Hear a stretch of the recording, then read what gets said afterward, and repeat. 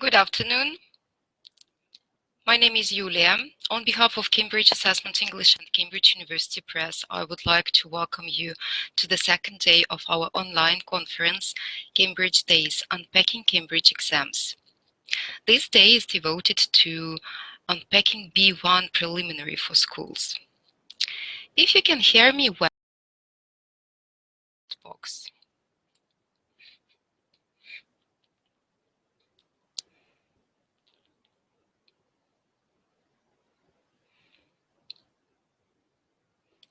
Please let me know if the sound is okay. Yeah, I can see your pluses. Hello everyone, welcome.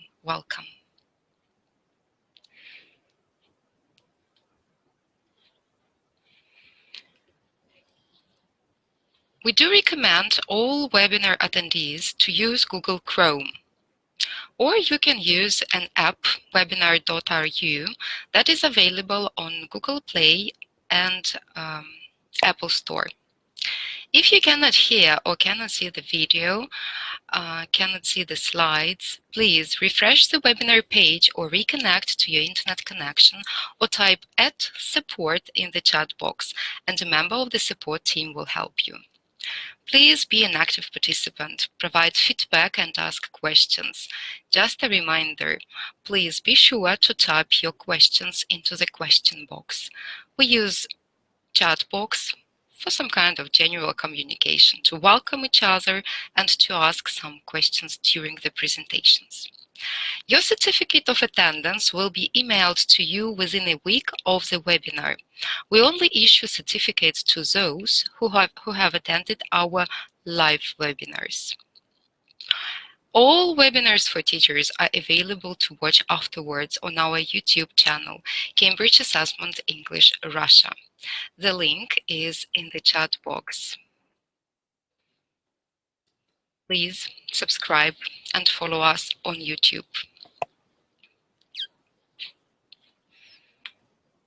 Hello everyone.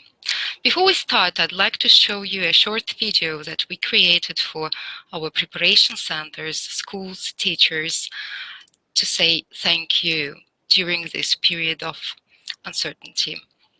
Please let me know in the chat box if you can see the video and if you can hear the sound well.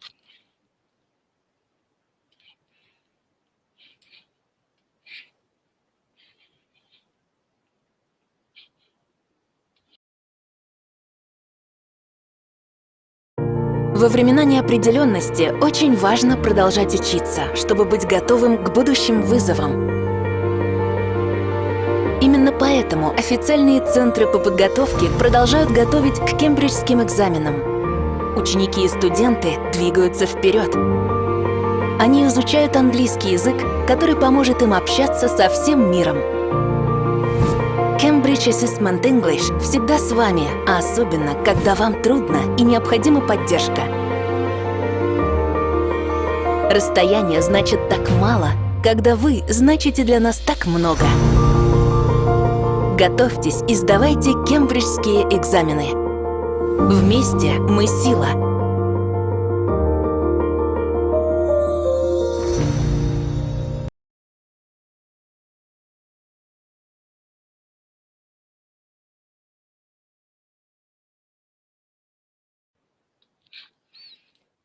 Thank you very much for your reactions. Thank you for these pluses. I hope you liked the video. Good evening, everyone.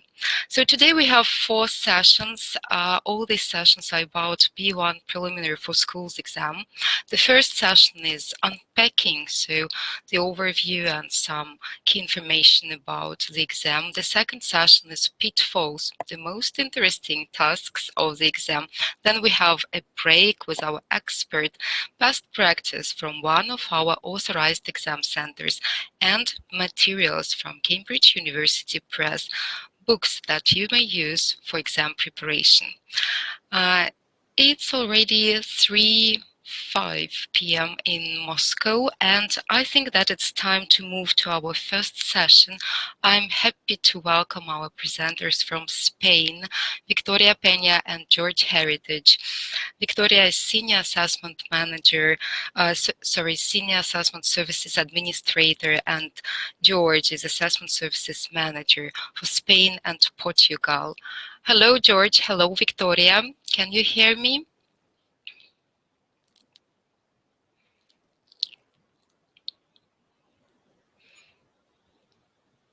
Hello. Can you hear me, Victoria?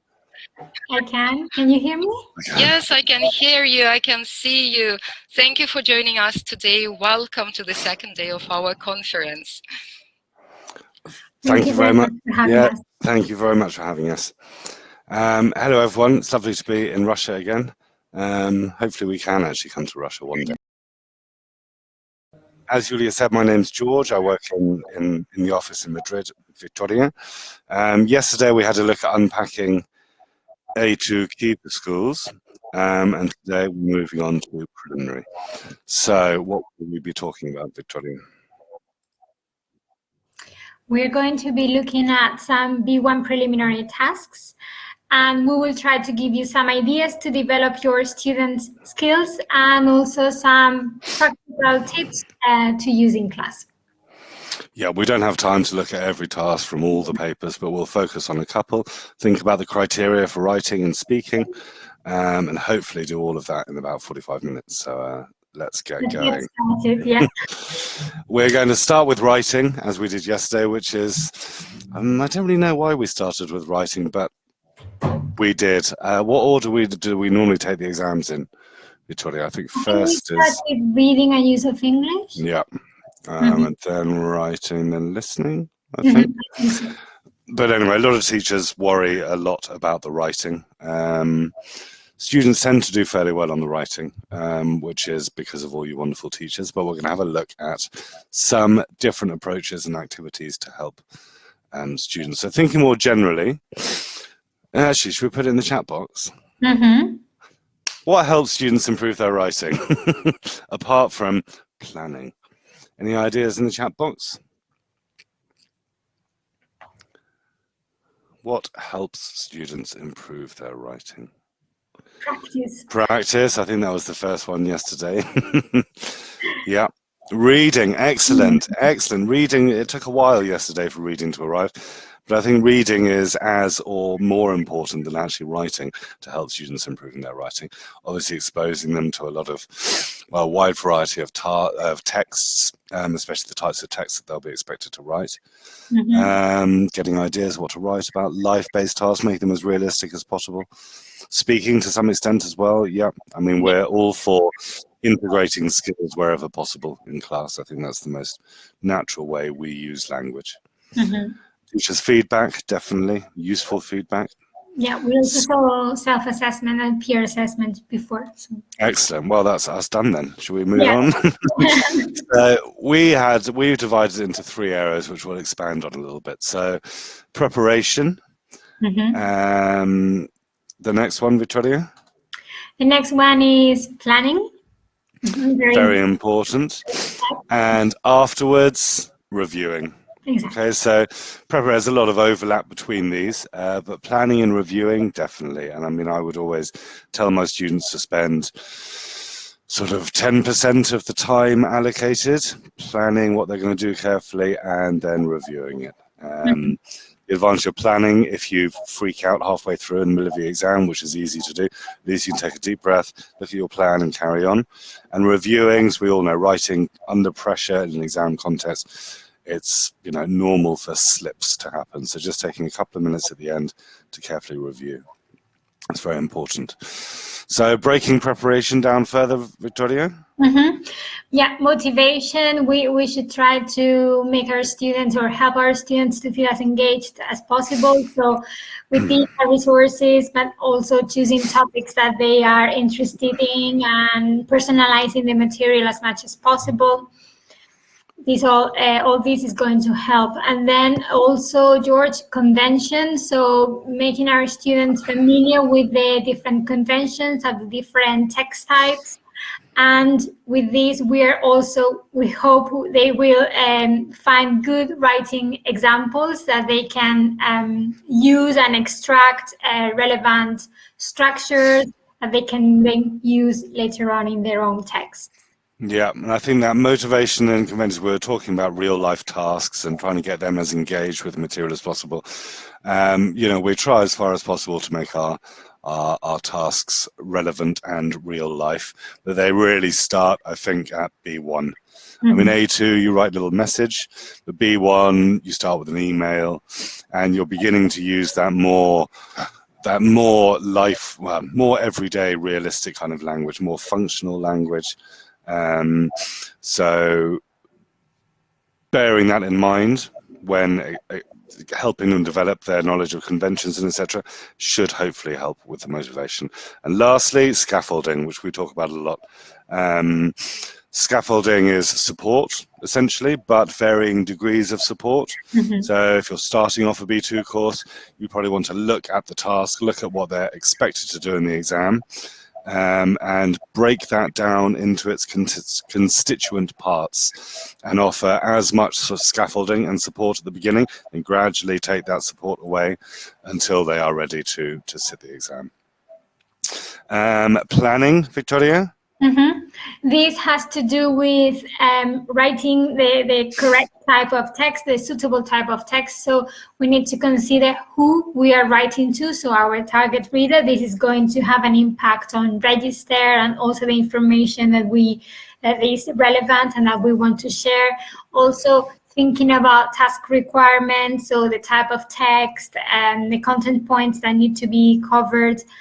With this in mind, they will be able to organize their ideas better into paragraphs and also using enough and relevant linking devices. And of course, the purpose, our reason for writing is going to inform everything. Exactly. And all of these areas overlap to some degree, but bearing these 4 areas in mind when planning, I think is important. Alongside criteria, but we'll look at that in a second. So reviewing, coming on to when they have finished their piece of work. I hope all of your students review their homework before they give it to you. I doubt whether that is the case. But in an exam context, even more important. So they've got to have a look at what they've done, think about the range of vocabulary and grammar that they've used. Have they really shown what they know? Try to avoid repetition. We're not as strict in English as in some other languages about repetition of certain words and things, but in a short text, you probably don't want to be repeating too much. Obviously, errors or slips, hopefully slips, because errors, are errors and slips are slips. And again, the task requirements, having a look once you finish the piece of writing, am I doing everything that I've been asked to do? And a really nice way to work on this on class, Victoria? Yeah, you can use a checklist like this, so success criteria. These are based on the assessment criteria, but we have adapted them. Okay, so assessment criteria are written for teachers and examiners, and this is adapted. So you see, with very simple questions, students have to say yes or no and add a comment or an example. These can be used for self-assessment, but also for peer assessment. But it's a nice structured way to do it. And to use with sample texts and model texts as well, so getting students applying the criteria to things. And this is a perfect example of what we're talking about with scaffolding. So we've taken the assessment criteria, which is written, in fairly technical linguistic language, again, aimed at teachers, aimed at examiners, but having a look at what essentially that is all saying, extracting that information and representing it in an accessible, understandable, practical way for the students to use. And getting them using this as much as possible with their own work, and as Victoria said, with their classmates' work, will really help them develop an idea of what their strengths and weaknesses are. As you can see, our criteria for writing, we have 4 areas: content, communicative achievement, organization, and language. It's very easy as teachers and as students as well to only worry about the language. Or have I spelt everything right? Is my grammar okay? Yes, obviously that's very important, but it's only 25% of the mark. Okay, we also take all these other criteria into account. So content, we would hope that students always get full marks on content. Have they answered what we've asked them to do? Have they addressed the content points? And they should get full marks. Organisation. At B1, again, it's not that challenging. We want things to be logically organized, maybe in paragraphs, depending on the type of text we're talking about. Having a little bit of sort of cohesion, internal cohesion. Does it flow nicely? You lead from one idea onto another in a natural way. And then communicative achievement was one of the trickier criterion, I think. We're talking about using the conventions of the task. So again, is it written like an email? Is it written like an article or a story? It's about holding the target reader's attention and using writing within the context that you should be writing. I think doesn't go too far beyond that really at B1. But as I said, these are equally weighted, so getting students engaging with these aspects of their writing beyond just language, I think is really useful. You can find the assessment criteria in the teacher's handbook, which is what we've adapted this from, but please take that QR code and download it. It's super useful to use in class. And again, it's much more accessible for the students. So beyond what we've spoken about, what other things help students improve their writing, Victoria? We mentioned most of these in the chat box. We have already mentioned pretty much everything. Maybe the learning diary. So if we can ask our students to keep a record of all the different writing tasks that they've been doing throughout the year, and maybe before an exam, go back to them and understand what their strengths and weaknesses with the examples there and the teacher feedback, it is something very useful. But we are aware that sometimes it's difficult to get students to have a learning diary. Although I don't think we're going to talk about Write and Improve in this session, are we, Victoria? No. Write and Improve, which we spoke about yesterday afternoon, is a great way, a digital way to keep that learning diary, because it will record every version of every writing task that they've done, and they can see their progress. Lovely. Motivation with writing, Victoria? Yeah, we've said how digital resources can be a source of motivation for our students. So we're going to start with one of your favorite ones, which is Padlet. Oh, Padlet, excellent. How can we use Padlet to help motivate our students when writing, Victoria? What are we going to look at? I think the new task from B1, the article, perhaps? Exactly. So this is taken from the teacher's handbook, from the sample paper. This is one of the new task types that came in last year for preliminary, writing an article. See this announcement in your school English language magazine. There are always lots of English language magazines in our writing task. What makes you laugh? Write an article telling us what you find funny, who you enjoy laughing with, blah, blah, blah. How could we use Padlet to start approaching this task, Victoria? We could use Padlet as a brainstorming tool. So we can create or set up different columns with the different questions that students need to answer, and then they can contribute with their own ideas. So they can write, for example, their friend Pablo or comedy films and expand it a bit more. So this has the advantage that you can do the brainstorming in the classroom or at home, and then it is always accessible. So exactly, and I think there's no problem at all, getting students collaborating as much as possible in the brainstorming, in the planning stages of a piece of writing, and things like Padlet and Jamboard. I think make that a lot easier than perhaps, the traditional face-to-face. Trying to do collaborative stuff with pen and paper is doable, but it takes a lot longer and it's not quite as agile. So Padlet's a really nice way to help move towards a more collaborative approach to writing. Scaffolding, Victoria?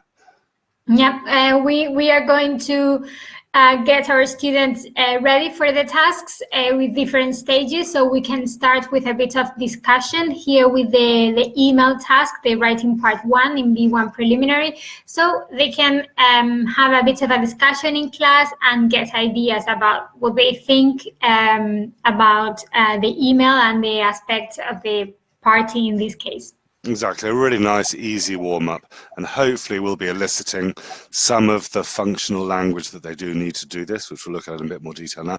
But just starting off, activate their schemata, get them interested, involved in what the task will eventually be dealing with. Another way to break it down, and here we're working on their language, their use of English as well. Victoria? Yeah, here it has a bit of more of a linguistic focus. So we are identifying the different functions that they need to cover in the email, and we're giving them some sentences and phrases that they have to match. So we're giving them the language that they will later need for the writing. Exactly, and they can use it almost as is or with a little bit of adaptation, you know, on their first attempt, and just getting them used to explanative, suggestive language, informative language, and the differences between those so that they have them all ready to go on the day. Taking it a step further, sample answers. Yeah, sample answers are included in the handbook and are a very good way to help our students reflect on the writing task. So identify where the problems are, but also the aspects that are working well in the text. Exactly. So you're sort of killing 2 or 3 birds with one stone here.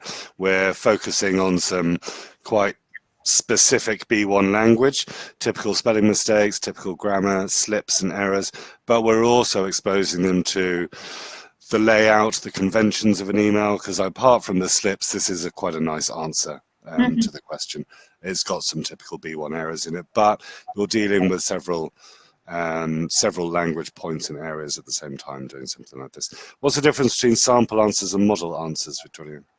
Well, sample answers are written at the level, the student's level, and they include some problems, whereas model answers are like perfect, so to speak. So it is a text that faultless. Yes.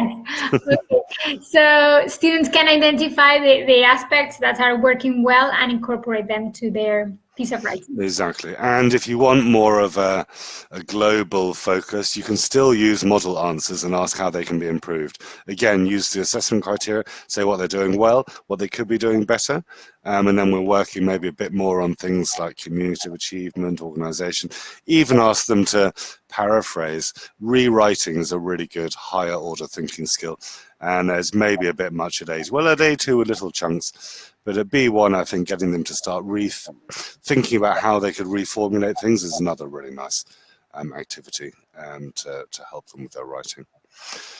We could provide a skeleton, Victoria? Yeah, we can give our students a similar task and then give them phrases or sentences with gaps that they will need to fill in as appropriate to answer the new task. So with this idea, we are just giving them still a bit of support, but there is much more freedom. And it gives them the opportunity to personalize it. The one we looked at before were fixed sentences. This is nice because we're offering them less support, but the stems at least and the sort of constructions that they can use to then personalize. And then another step beyond this, I think, is to reorder, isn't it? Yeah, exactly. So once they've completed this, reorder, again, another higher order thinking skill, and put together the final piece of writing as a whole. Lastly, one of the options for B1 is still a story. I've seen some lovely B1 stories before, but there is a bit of a tendency for perhaps our less strong or less confident students go for the story, and sometimes they don't do quite as well. What tend to be the problems, Victoria?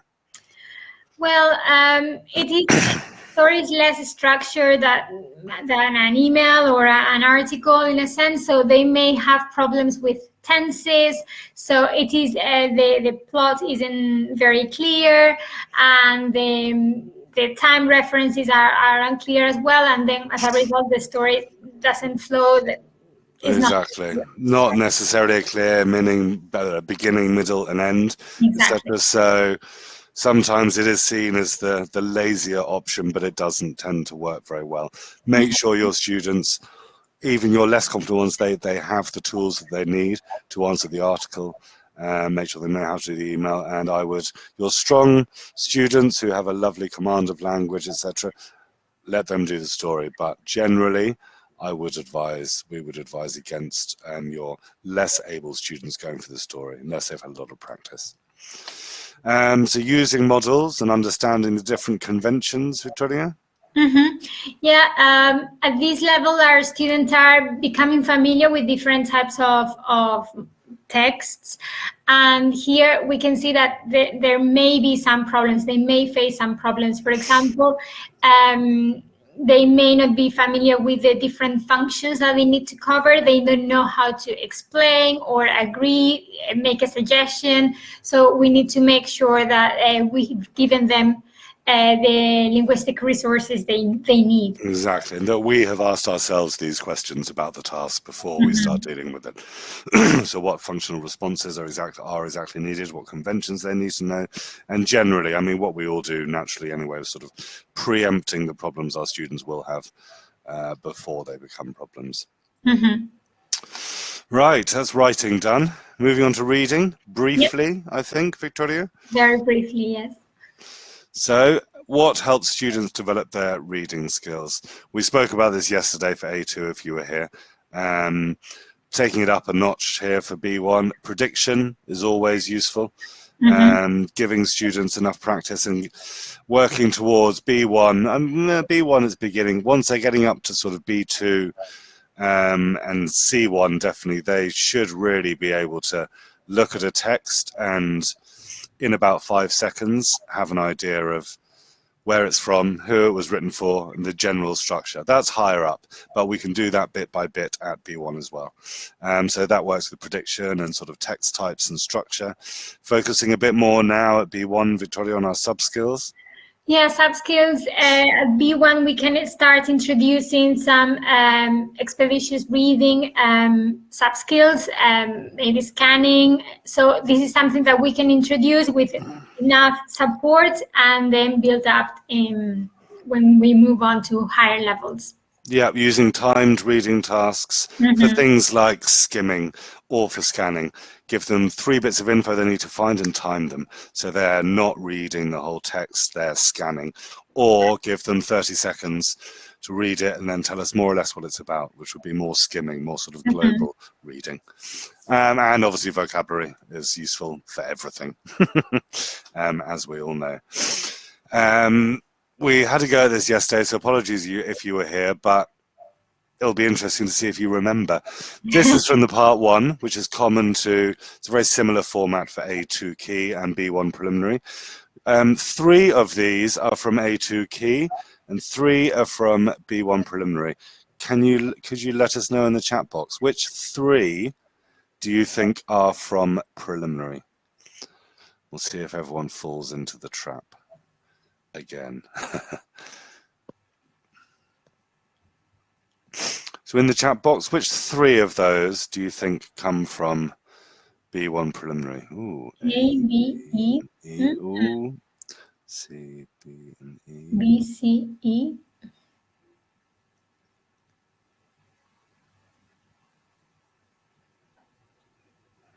BCE, BCE. Some people might have been here yesterday. Yeah, I think everyone was concentrating. Some people were concentrating yesterday, which is good. Yes, B, C, and E. The trap here is everybody thinks C is A2 because they don't read it, because it is quite short. But if we look at the differences in language between these, so B, it's a little bit longer, but there are quite a few bits of information going on here. Please remember to bring last term's work to the lesson, as you need, or you will need, to have your notes to help you do an experiment. It's quite a complex sentence with no punctuation, actually, and quite a few ideas going on within that sentence.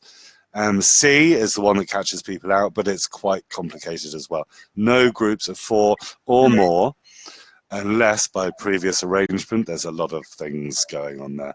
And again, E, Victoria?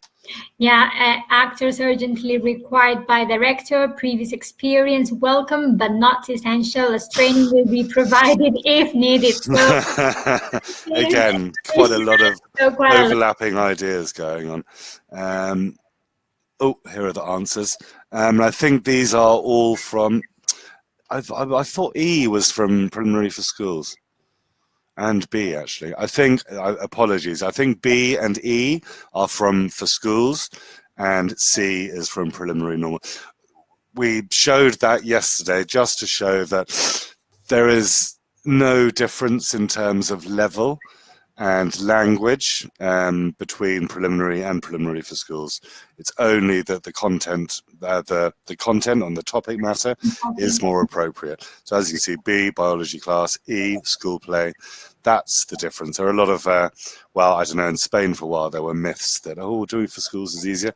No difference in terms of the language that you're expected to be able to recognize and understand and produce.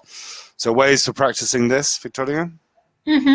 Yeah, I think yesterday in one of the sessions before ours, the presenter was mentioning different signs and notices that she took from London, and it was a very nice activity to use authentic material in context. So yeah, making your students aware of the wide variety of resources available in the real world, and get them to go and find, give them a topic and get them to go and find a load. Beyond that, depending on the age, interest, maturity, you get them to make them as well. Oh, I wasn't sure it was Tatanova or Taranova. Thank you, Victoria. It was a lovely exercise. It was nice seeing people pulling things out of real life. We enjoyed that. Prediction, Victoria? We spoke briefly earlier about predicting content. How can we take this forward at B1? What do you think helps your students predict the content of a text? In the chat box quickly. What helps your students predict the content?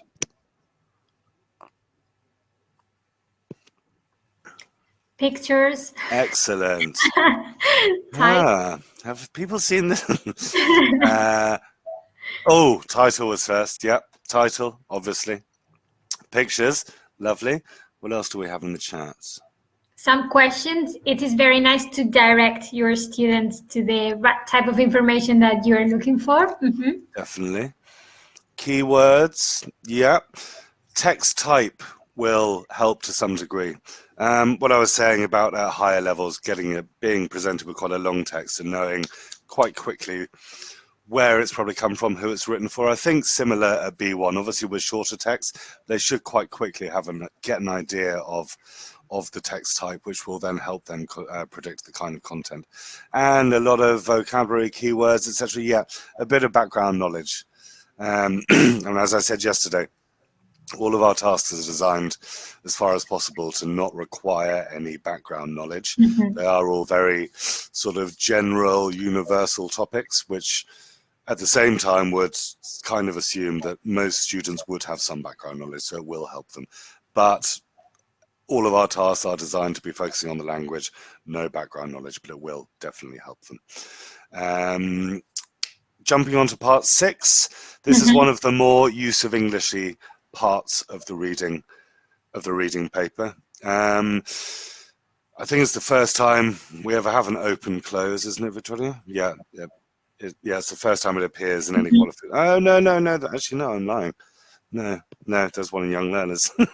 Sorry, excuse me for that. A good way to get students ready for this, it is B1. There aren't that many grammatical areas at B1 that can be focused on.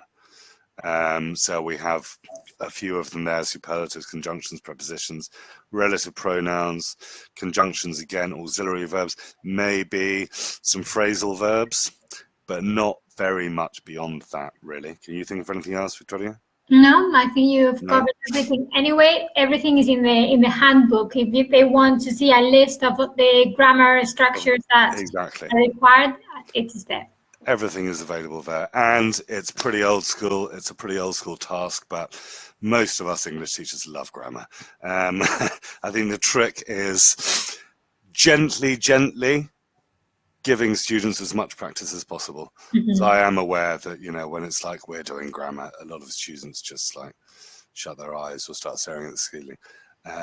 So again, it's that scaffolding. It's exposing them to this, giving them gradual, cumulative practice until they can get into this, and it should just be instinctive, really. Mm-hmm. And knowing also where to look, because they need to see what comes before, what comes after, but of course they also need to read the text. So it is this reflection process of knowing how to deal with the task. Exactly. Right, on to listening. Mm-hmm. How are we doing for time? Perfectly, Yeah. Victoria. Well done. Okay. What do we have to say about listening? Again, a lot of teachers, a lot of students find listening perhaps one of the most stressful parts of the exam, I think. So giving as much support and scaffolding to our students as possible on the build-up will help. We did speak about this yesterday. Apologies if you were here, but if not, any ideas in the chat box? What makes listening in another language difficult? Let's see if we get any different answers today. Accent. New words, accent, speed, accent. Yep. Nice. Thank you, Olga. Connected speech. Yeah, we spoke about this yesterday. Similar to A2. Yeah, apologies. We didn't know if it would be the same audience or not. I think connected speech is one of the most challenging areas because we don't speak like that. And as I was saying yesterday, even A2, we do ask the actors who record our listening tasks to speak slowly but naturally. They're not affecting the way they speak to make it easier for an A2 student. There will be connected speech. There will be contractions, etc. So students have to have enough exposure to that and practice with that. Yeah, there's that as well, Sergey. Yeah, definitely the ephemeral nature of listening. You try and translate everything, and then you reach a word you don't know, and you freak out, or they block, and then they miss what comes after it, which probably would have helped them figure it out. We have the cognitive load of translating everything that comes. And thinking about the question at the same time. It's challenging listening. It is challenging. We had these ideas, which we did mention yesterday. There's a beautiful different picture there, Victoria. It is. It's much nicer, George. It's much nicer than the other picture, yeah. So all of these things I think we need to take into account and we need to plan for in class. There shouldn't be too many unknown words at B1. I mean, there is, we do have a word list published at B1, and words that do not feature on that list will not feature, especially in the listening. But also remember, I think there's maybe one part where spelling needs to be correct for the listening paper, maybe two. I think it's only one part for B1. We tend to target words that are at level, and there's a little bit of leeway with spelling at B1 as well, because we're not testing spelling, we're testing their listening. Have they listened to the right word, or have they heard the right word and identified it as the answer? Also, George, maybe they know the word, but they cannot identify the pronunciation. Yeah. So that can be a problem as well. So yeah. Having expectations, and then to what extent are these expectations? Exactly. Okay. I mean, A2 key, the accents are pretty neutral. B1, we will begin to have a bit more of a variety of accents. We use a variety of native accents in our exams. So, I mean, at C2, you could have anything, really. At B1, you'll probably begin to have some UK accents. So you could have some gentle Scottish, Northern, Southern English, a bit of Welsh, Irish, American, a variety of American, South African, Australian, New Zealand. So they just need a little bit of exposure, really. I know the majority of students' authentic exposure will probably be to American accents because of Hollywood and the media, but there's quite a lot of resources available where you can get practice with Australian accents, because you don't want to be taken by surprise. The first point, really, that the pronunciation is different from listeners' expectations. It's just trying to use as big a variety as possible with our students. Helping students with those skills, Victoria, before, during, and in general? Yes. Well, in general, as you said, like giving them as many resources as possible so that they become familiar with different accents is, of course, very, very important. Also, dealing with different focuses on the task, so different sub skills is always going to help them. Yeah. And I think if you're dealing with very big classes, the variety of levels, listening in some ways can be one of the easiest skills to differentiate a task. If you're using one audio, maybe give your stronger students, if you have groups of strong and weak, you give stronger students maybe a sort of gist task to start off with. Get them to listen once and give them a few sort of general points to answer, whilst perhaps the weaker students are dealing with some pre-taught unknown vocabulary, for example. Takes a little bit of sorting out, but it's quite easy to differentiate using the same audio, I think. You can give some people a tape script, others not. Yeah, easier than perhaps sort of printed, use of English exercises, which are, harder definitely to differentiate. Helping them beforehand, the visual support, we spoke about this yesterday. This also features in preliminary, I think, Victoria, is there a picture? Yeah, there are two. Yeah, there is a picture support task in preliminary. Getting them to predict what they will be listening for. All of these options will be mentioned in some form during the listening, so they've got to be ready for what they need to be listening out for, and then be focusing in on those little chunks of language which make something correct or incorrect. More, Victoria? Yeah, with a more linguistic focus, the next slide. So here, working on the phrases that they may listen to while they are doing the task. So prediction, getting them to start thinking about the language before they listen. Exactly. So giving them the sort of rubric sentence, which we have before every task. You'll hear two friends talking about a campsite they've been to, and extract some of the language, get them thinking, what situations would you hear this in? What situations would you hear this in? And just getting them thinking, and again, activating that schematic, preparing for the task when it actually happens. And this is all scaffolding. It's more support and less and less and less support as we get closer to doing the task or the exam itself. Vocabulary as well, Victoria? Yeah, especially at this level when we start to see a bit more abstract content. So feelings, for example. So identifying the situations and how people may feel in the different situations can be useful to be better equipped to do the task. English vocabulary profile. Tell us quickly what this is about. I don't think we mentioned it yesterday.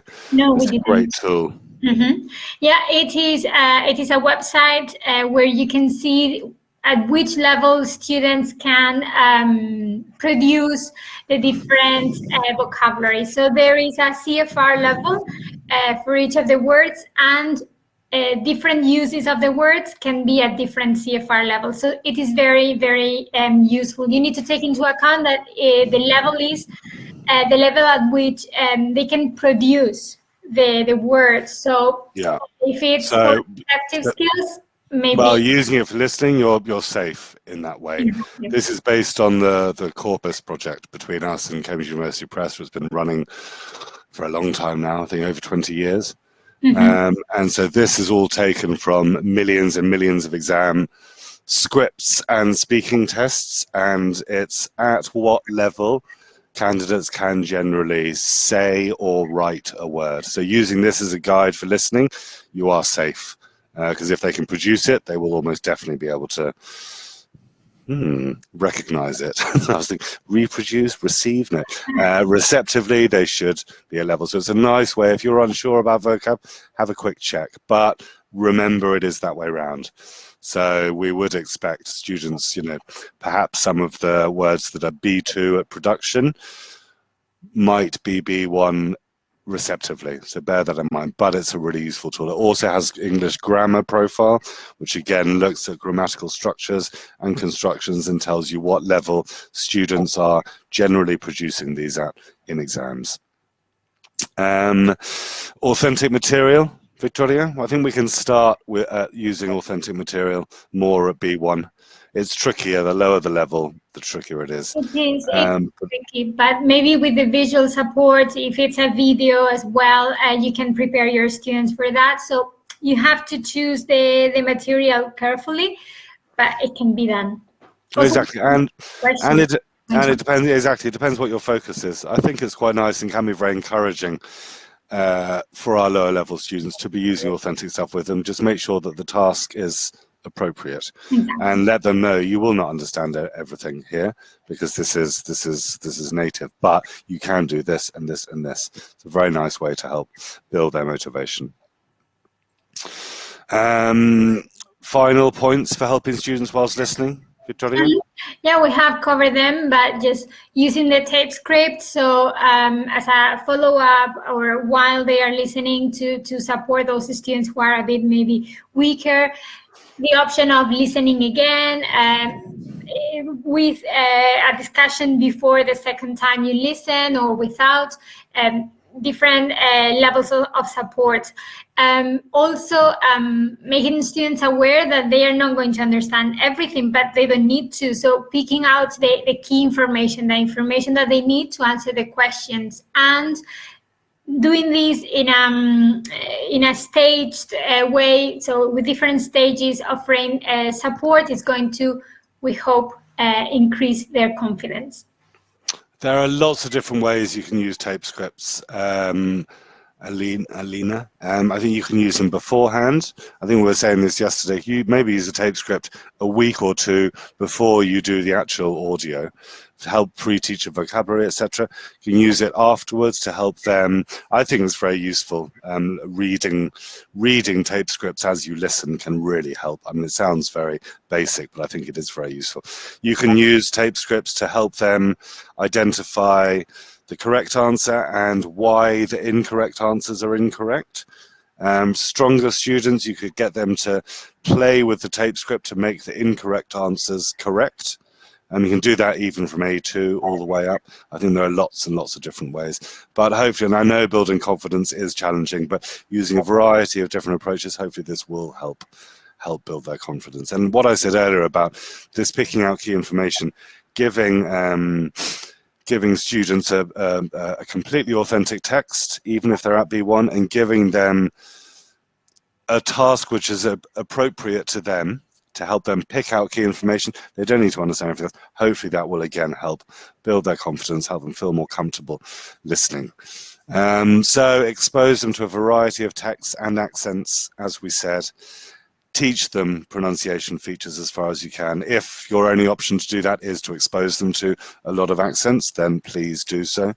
And beginning a little bit at B1 about inference, so playing a little bit with intonation, a little bit reading between the lines. None of our exam questions at B1 would focus on something which isn't said, but bearing that in mind as they move up to B2, C1, I think is very useful.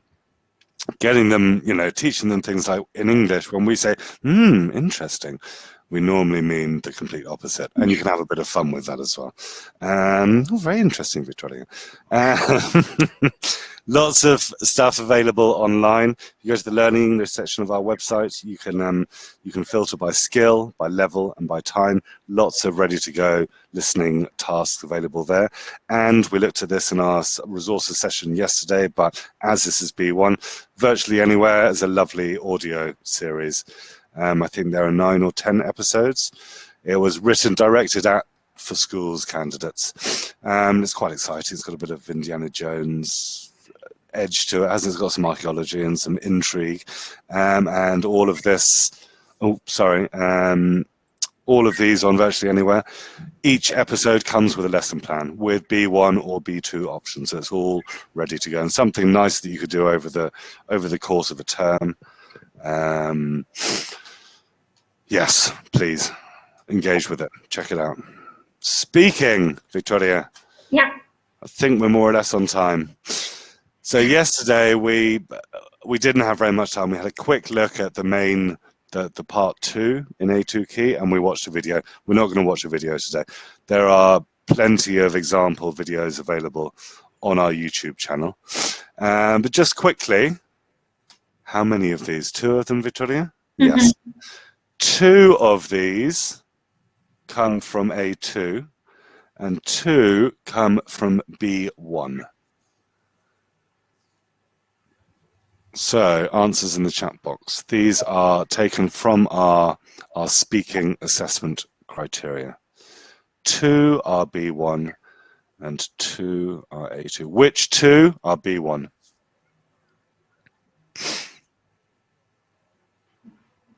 Oh, nice. Natalia. Oh, very nice. 2 and 4. So, well, we started well. Yes. 1 and 4 are B1. So, handling communication in everyday situations, despite hesitation, and in interactive communication, I think, Victoria, Yeah. initiating and responding appropriately. So even at B1, we're still, despite some hesitation, we are aware that, I think at B1 you should be able to more or less understand, make yourself understood in everyday situations, not entirely, confidently, without hesitation, but they should be beginning to be able to get by at this point. A really nice exercise, which is what we tried to do yesterday, we didn't quite really have time to go into it in depth, is to use these videos with your students. So watch the video, ask them to listen. We would always say choose one candidate. It's always easier if you're doing this properly to focus on one candidate. Get them to think, maybe the first time they could think about good things and things that could be improved about that candidate, share their opinion. Then you can give some feedback. It depends how many stages you want to add to this. You can give them some feedback about what you thought they did well, or they could have done better. You can do this in pairs, groups of 3, groups of 4. But a really nice way to structure it is, Victoria? Using the success criteria. So exactly. Again, in this case, maybe you can also ask your students to focus on one specific criterion and then add the complexity. Again, depends on how many stages you want to have. But it is a good practice to start giving self-assessment and peer assessment. You can do this with the video, then reflect, discuss, and then they will be better prepared to start with self-assessment and later on peer assessment. Exactly. And similar to the writing, we have 4 criteria. We have 3 up till A2, but at B1, a new one comes in, discourse management. And then from B1 upwards, these are the criteria we use for all of our speaking. And again, it's good for students to be aware of this, because they tend to worry about their grammar and vocab. Oh, did I say something wrong? Did I use the wrong word? Obviously, that's a part, but it's only one part. These, again, they're evenly weighted. We have grammar and vocabulary. Discourse management I'll come back to. Pronunciation. And pronunciation is not once, even all the way up to C2+, is accent ever mentioned. It's about intelligibility, clear, understandable pronunciation of the words. Intonation becomes a bit more important the higher up you go. But here, as you can see, can you understand your partner? Are there any problems that make communication difficult? Interactive communication. I think one thing I really like about our qualifications is the paired format for the speaking.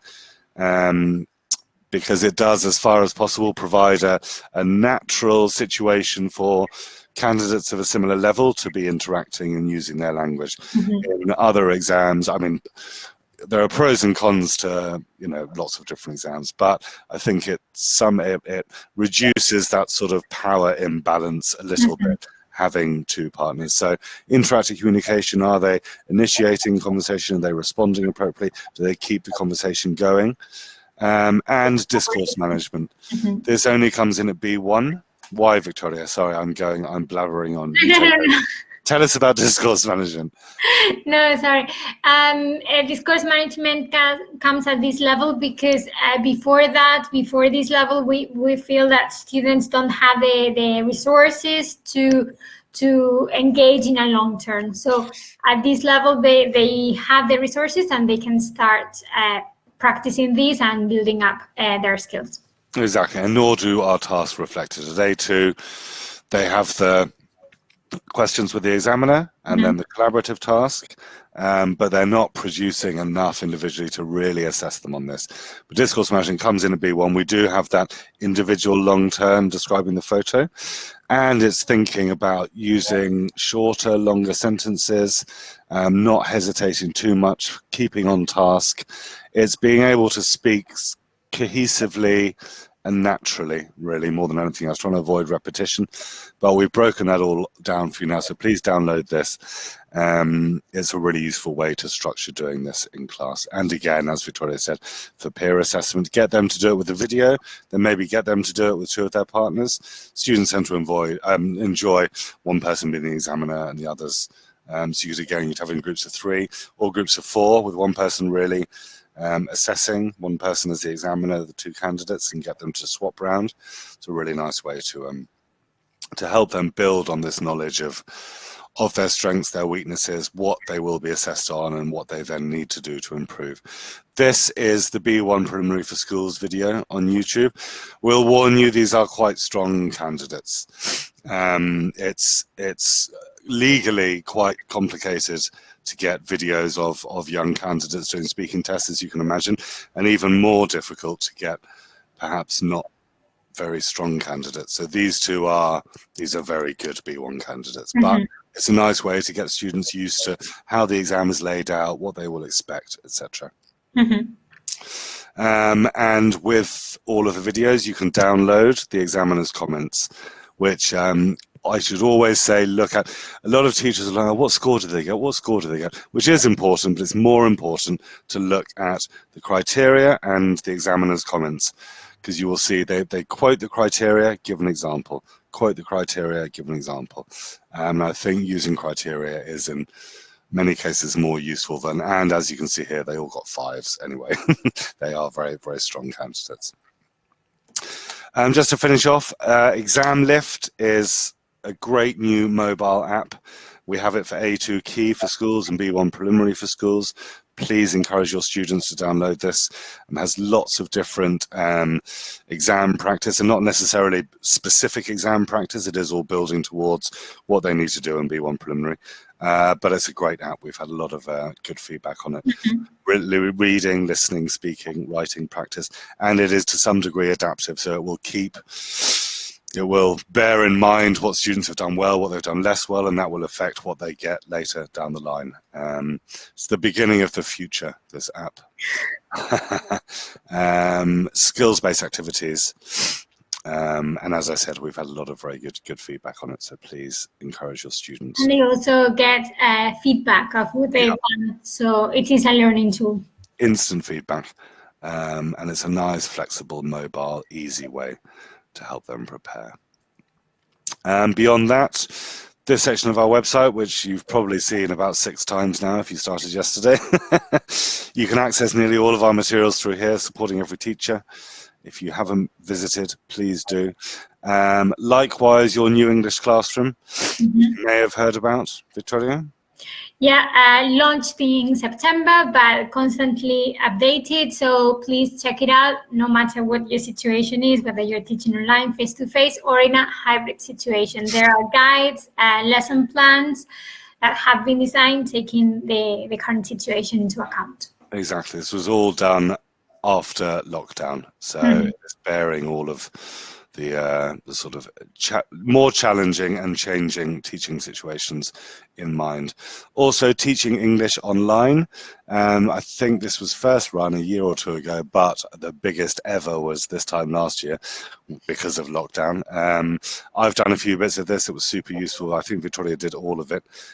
We had tens or hundreds, I think tens of thousands of teachers doing this time last year. And again, very positive feedback, some really useful resources, approaches and just rethinking what we do normally and how we can replicate that or take advantage of doing that in class.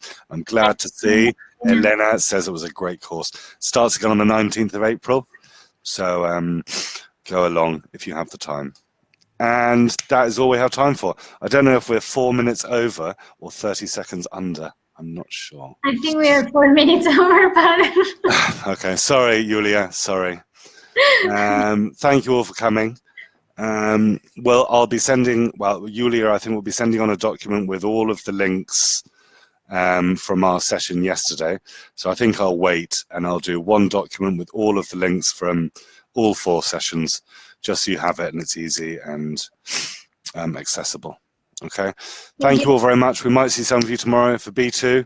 We'll try not to ask too many of the same questions about B2, but it's always different. It's always from a different approach, really, isn't it? You know, moving up the levels. Lovely to see somebody here from Vladivostok. I hope it's nice and warm over there. I don't know, what time of year, where are we? March. I don't know, is it warm in Vladivostok? Maybe they can know. Well, I know, how far east is Vladivostok? Ooh. All right, thank you, Julia. Sorry, yeah, take over because we're just wittering. Thank you, Victoria. Thank you, George. Yeah, I see it's 11 p.m. in Vladivostok. Not really warm, but, well, Vladivostok is... but Siberia does get very warm in the summer, doesn't it? Well, I think that in most Russian regions we have real summer, but it is hot, very short, you know. Oh, okay. Yeah. Our summer is en route and our summer is horrible. The lead up is nice, and then 2 months in Madrid is just, you just can't do anything at all. Anyway, thank you for having us. Thank you very much. Bye. Thank you for joining us today, and thank you for this wonderful presentation. I will definitely share all the links in our follow-up email, but right now I want to share one very, very important link. George and Victoria mentioned our online course, Teaching English Online on Future Learn, and if you would like to join this course, please follow the link and register. The course is free, and it's open for everybody. So the course is really great. There were so many participants from Russia last year, and we got such a wonderful feedback from everybody. So the link is in the chat box. Please copy it and register.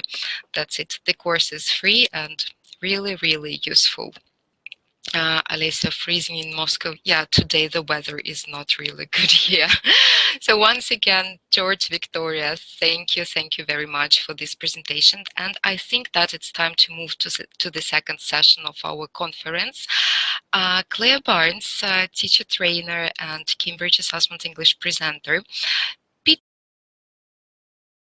parts of the exam B1 preliminary for schools. I know that Claire has prepared wonderful.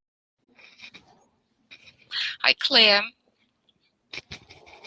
Hi. Good day.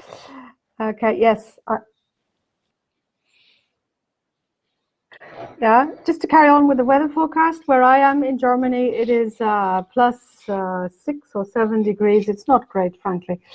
And it looks like we're going to have a major rainfall event later this afternoon. So I can only hope that you're having a better day of it. Well, it's a little bit sunny, but quite cold. So I think that in Germany it's a little bit better because this year the winter is very long here. Here too, we had -4. Oh, okay, good luck with the weather. So I see some questions about the link that I shared in the chat box. Svetlana, yes, please follow the link in the chat box if you would like to register for our free online course, Teaching English Online on Future Learn platform. The course is really great. Claire, yes. I've just uploaded your slides. Can you see your presentation? Yes, I'm Wonderful. just wondering why the chat box is about 3 weeks behind what I can see, but that's okay. Good. Okay, thank you. Yes. Okay, wonderful. Hello, people. Welcome to anybody new who has strayed in, as we say. And we're going to try and carry on where we left off yesterday. It's 0 degrees in Novosibirsk. Yoo-hoo! And you're happy that it's not minus 20? Well, I don't know. I think I would prefer minus 20, frankly, to be honest with you. But there you go. Such is but life. Anyway, welcome, everybody. Okay. We're going to be doing these things, hopefully, today. And I've tried to focus on different tasks from what we looked at yesterday, because A2, B1 is quite similar in some ways. B1 obviously adds a little bit extra to the mix. Okay, so we'll see how we get on. Okay, now, there we go. So this is, in this speaking, the long turn. And the candidates get asked, basically, the instruction is, tell me what you can see. So, tell me what you can see. Don't tell me what you can see. Instead, in the chat box, tell me what problems your students have with this task. So they get 60 seconds to basically describe a photograph. And it's a real photograph. You know, it's ideas, somebody said, yeah. Lack of words. They don't know where to start. Well, you know, I can see is always a good place to start. Krasnoyarsk. Hi, Krasnoyarsk. Okay. Yeah, they're not always very logical about things. Exactly. Yeah.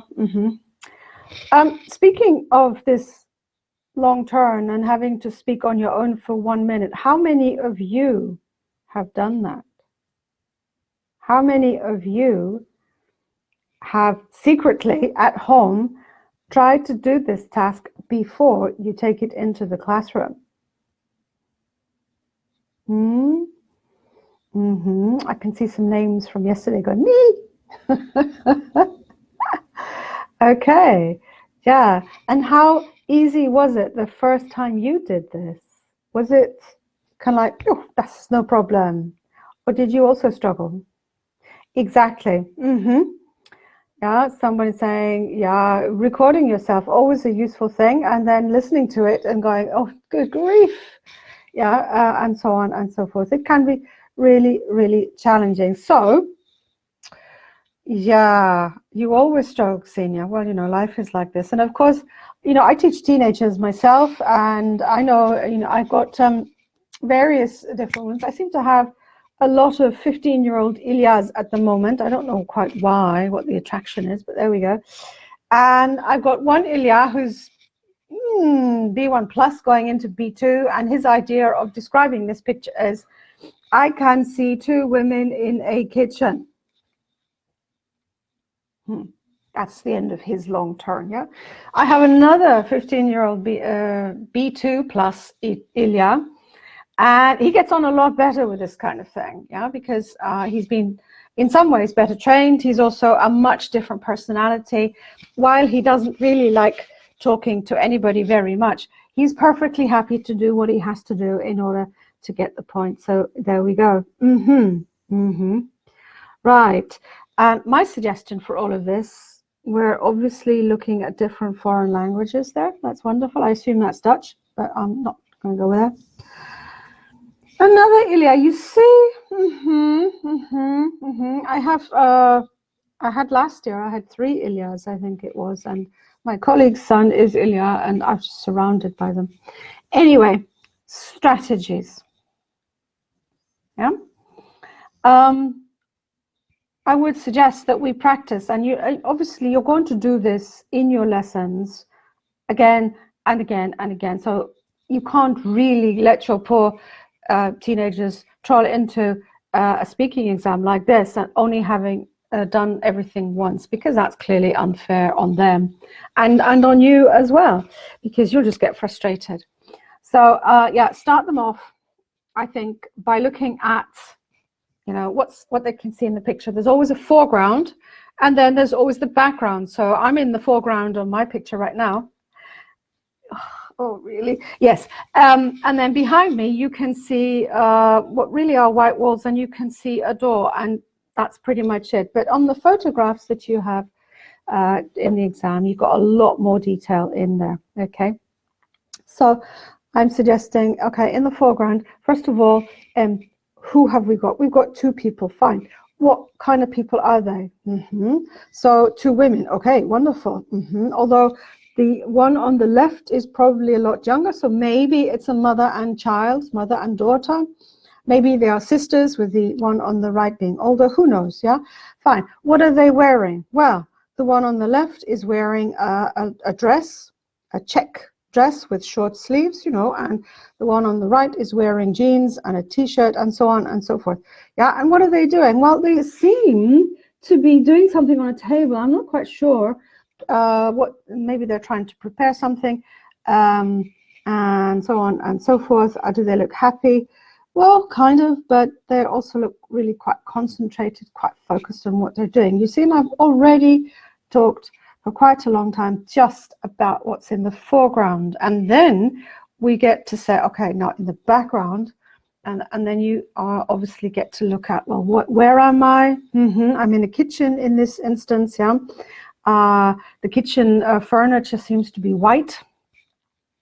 Somebody likes white, except for the cooker and the cooker hood, which seems to be sort of a metallic whatever. Yeah.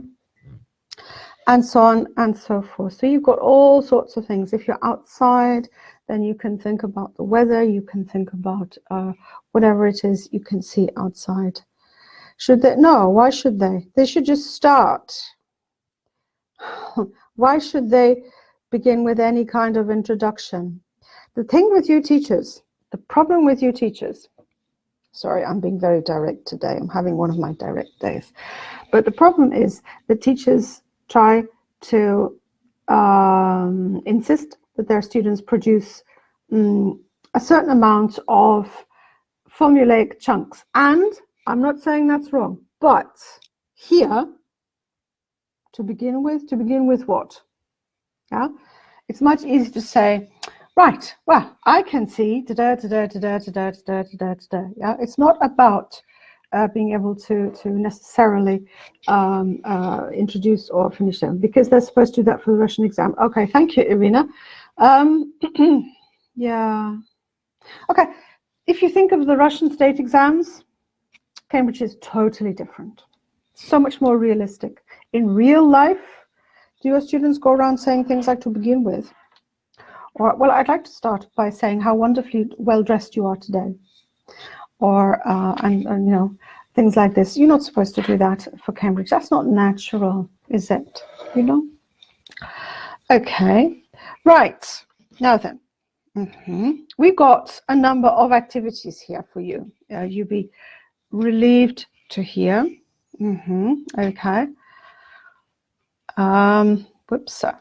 So, for example, you all have course books. Course books nowadays all have loads and loads of pictures, color pictures, and you look at them, you know, when you go through the unit, and then everyone forgets about it. Okay, that's a waste. Don't you think that's a waste? I think that's a waste. So, for example, you could put your students into small groups, or if you're online, into breakout rooms of maybe 3 people in a room, and then tell them to look at their course books and to look at a specific unit in their course book, for example, to choose a photograph and to describe it in such a way that the listeners have to listen really, really carefully in order to figure out what photograph this person is talking about. It sounds simple. It is very simple indeed. So that's just one way of doing things. And as I say, these photographs in the course books, most of the time, yes, they're just there to fill the page. But on the other hand, they're there. So why should we not use them for other things? It's like, as Victoria and George were saying earlier, you have a tape script in your book. Why not use it? And I'm saying, well, you've got lots of photographs. Why not use them? And of course you have photographs. We're surrounded by visual material, aren't we? So let's try and use them a little bit. So I've got a collection of 3 photographs for you. I chose them especially just for you, and I hope you're excited about this. And what I'd like you to do, I'm going to play a little game in the chat box. I'd like you to find or to write, sentences. How many different things can you write which would apply to all 3 photographs? Okay, so we're trying to encourage our students now to not be so very obvious, because if your students say, oh, sure, I can see two young men. Okay, fine, we know what picture they're talking about. So try and type in the box something which applies to all 3 photographs. And if we could manage a whole sentence, that would be fantastic and super duper. They are outside, Galina. Very good. Nice. I can see a few teenagers. Lovely. They seem to be hanging out with friends. Yeah, absolutely. I like that. They seem to be in an urban environment, which for B1 is possibly a little bit advanced, but at least they're all in a town. It seems to be sunny weather. Well, I'm not so sure about that bottom picture, but if you say so. They're having a great time does not describe anything. Maybe they look, it looks warm and sunny, which is why they're wearing thick jackets on the bottom picture. The teens all appear to be walking. Yeah, good point. They're all talking. Other good point. Absolutely. They look fairly happy, fairly cheerful. Yeah. You see, and you can think of lots and lots of sentences, things to say about these 3 pictures, which would apply to all 3 pictures. Yeah. And from there, you can then take it further into suggesting things that are only on 1 or 2 pictures. So somebody started with trees. So I might suggest in the background, I can see some trees. Yeah. And that immediately tells you that we're talking about one of the top 2 photographs. Okay. And if you make it a sort of a game, then I think, again, even for tired teenagers, they in my experience, you say, right now we're going to play a game, and they go, ugh. But they actually generally get quite interested. On both pictures, in both pictures. Yeah, you see, and there we go. I would say on the picture or in the picture. I don't really make any difference. I'm sorry if Russian state exams make a difference, but, well, hey, it's my language. I'll do with it what I want, And while we're on the subject of on or in, when we assess speaking, oh, happy teachers, do we count mistakes? We had this question yesterday, didn't we? Do we count mistakes? Do we make notes about exactly what these people are saying? You do, Alessia. Well, there you go. Such is life. Cambridge assessors don't. Because, well, frankly, life is too short. And what is more important? The message being put in a reasonably clear and concise way, or every single little last preposition all correct and brightly scrubbed and fresh in the right place in the right sentence with no message at all. So yeah, think about it in those terms. Yeah. And anyway, asking English native speakers what is right and what is wrong, and frankly, the vast majority are clueless. They've got no idea. People just listen to each other, get the message, respond, and move on. Okay, so there we have a nice little game for your people. Yeah, right. Moving on. Okay. So how often is it that your teenagers say, I can see a man? And you go, right, okay, fine. Tell me more about this man. It's a tall man. Oh, right, wonderful. You know, and it's like, you know, drawing teeth, isn't it? It's like pulling teeth, okay? So here's another game, right? And in the chat box, yeah, I'm going to start by typing, whoops, no, I'm not going to start by typing anything apparently. There we go. I can see a man. Okay, that is my contribution to this. Somebody else, please, add to my sentence in the chat box. What kind? You can see a happy man. Okay, who is playing football?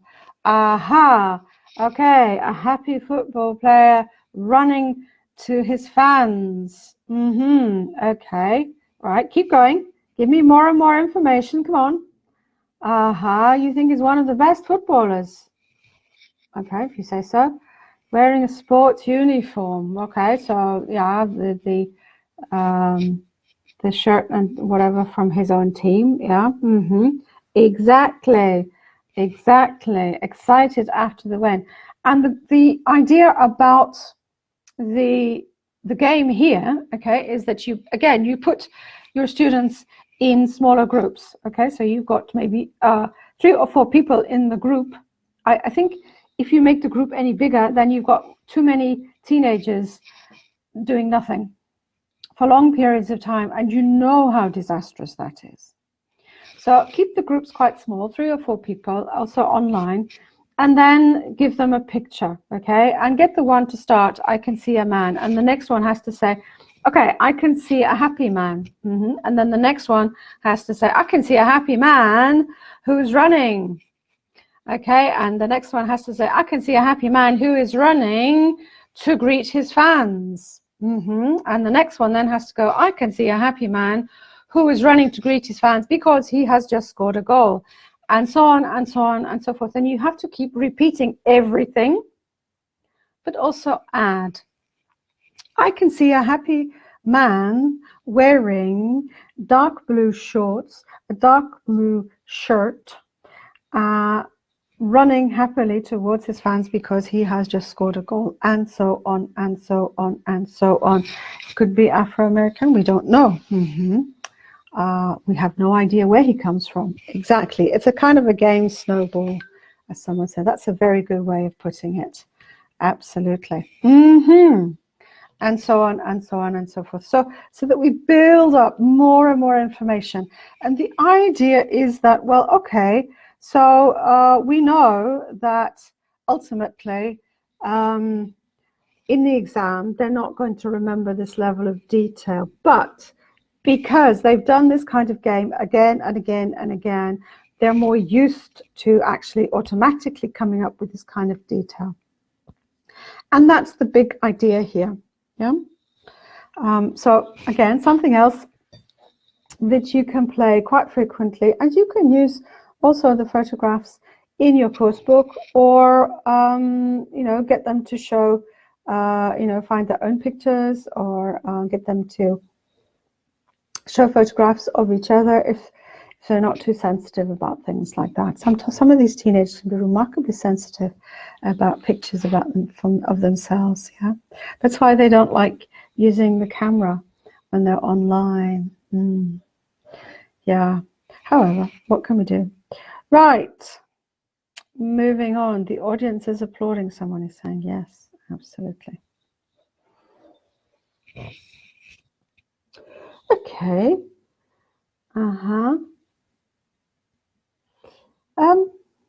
This looks quite simple, and it is quite simple.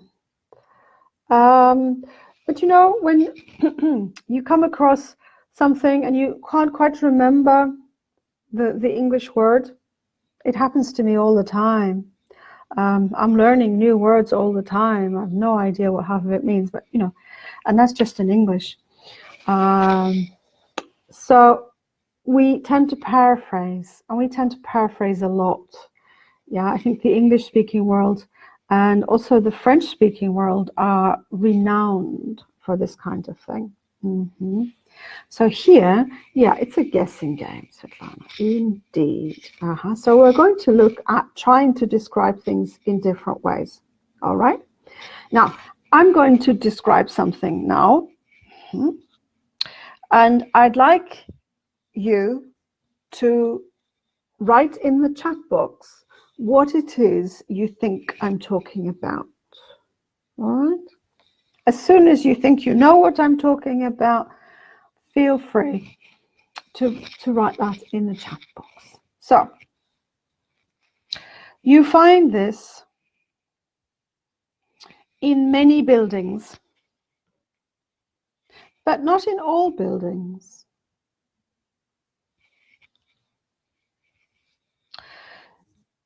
It's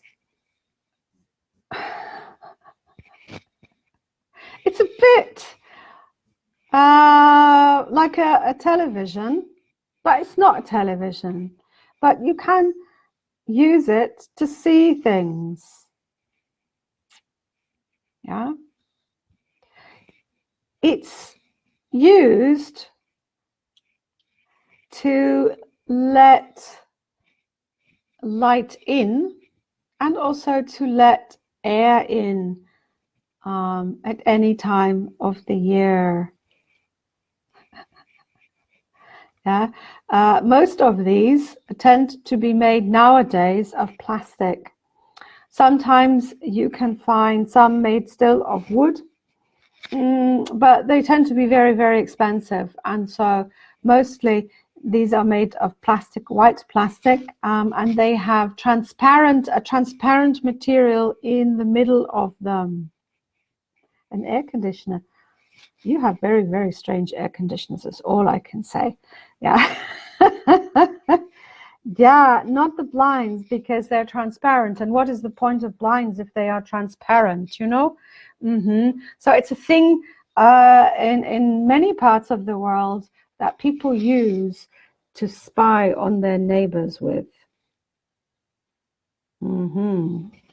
Okay. Sometimes they are square, and sometimes they are round, and sometimes they are rectangular, and so on and so forth, and so on and so forth. But yes, windows, you're absolutely correct. Everyone said windows, you're absolutely correct. That is precisely what I was describing there. Okay, yeah. The neighbors around here don't need binoculars or telescopes. They just need to, windows. That's all they need. And then everybody knows everything about everyone. Okay, so now I'm going to change the slide, and you will see an object on your screen. And I'd like you to choose one of these 8 beginnings, and please write the whole sentence to describe whatever it is you can see on the screen. All right? You can write as many sentences as you want. Try not to be too obvious, yeah, because again, it's a game, isn't it? Okay, so let's see you doing this yourself. Which of those beginnings can you use?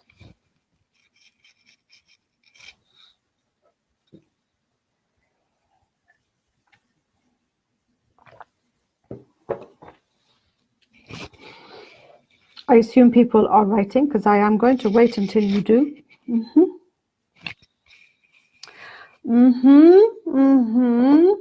Okay. Yeah, I like that. In everybody's pocket. Lovely. It's made of plastic. Oh, is it? Okay. In every pocket of a teenager.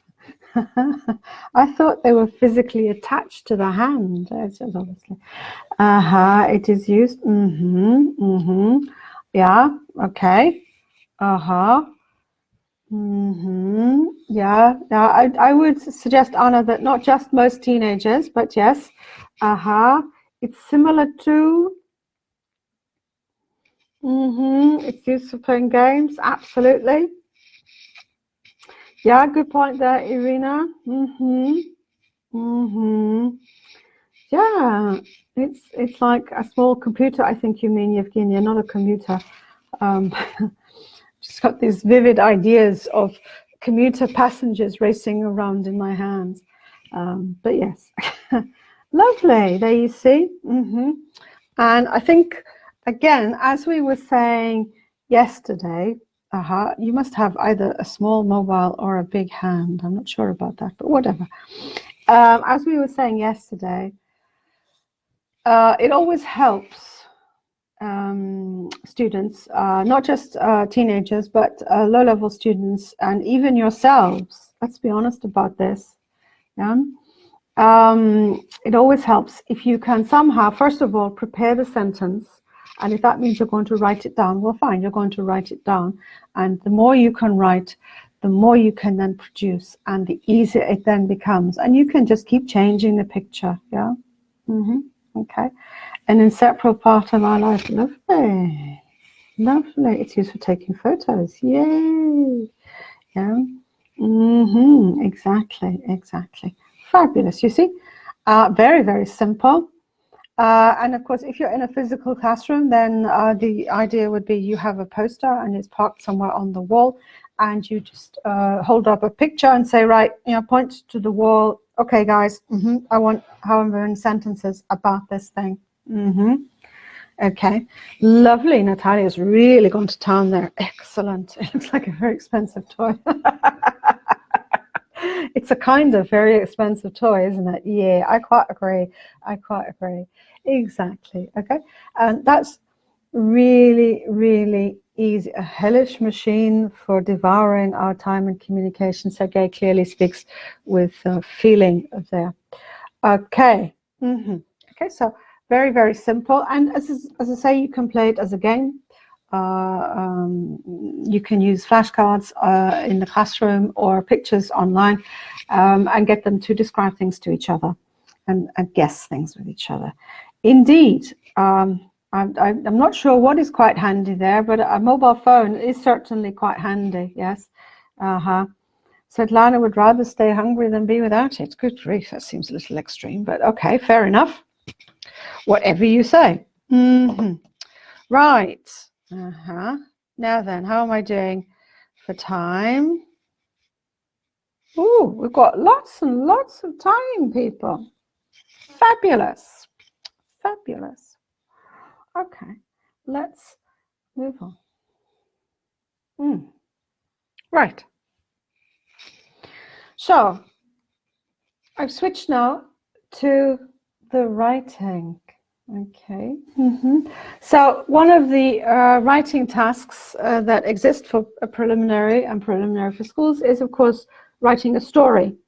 In much the same way as you have writing a story for A2 Key and also A2 Flyers, you have a story task at B1. It's slightly different if there are no picture prompts for B1, but there's no reason why you shouldn't do all of the things that we talked about yesterday in order to help your students develop their speaking, their writing, their story writing.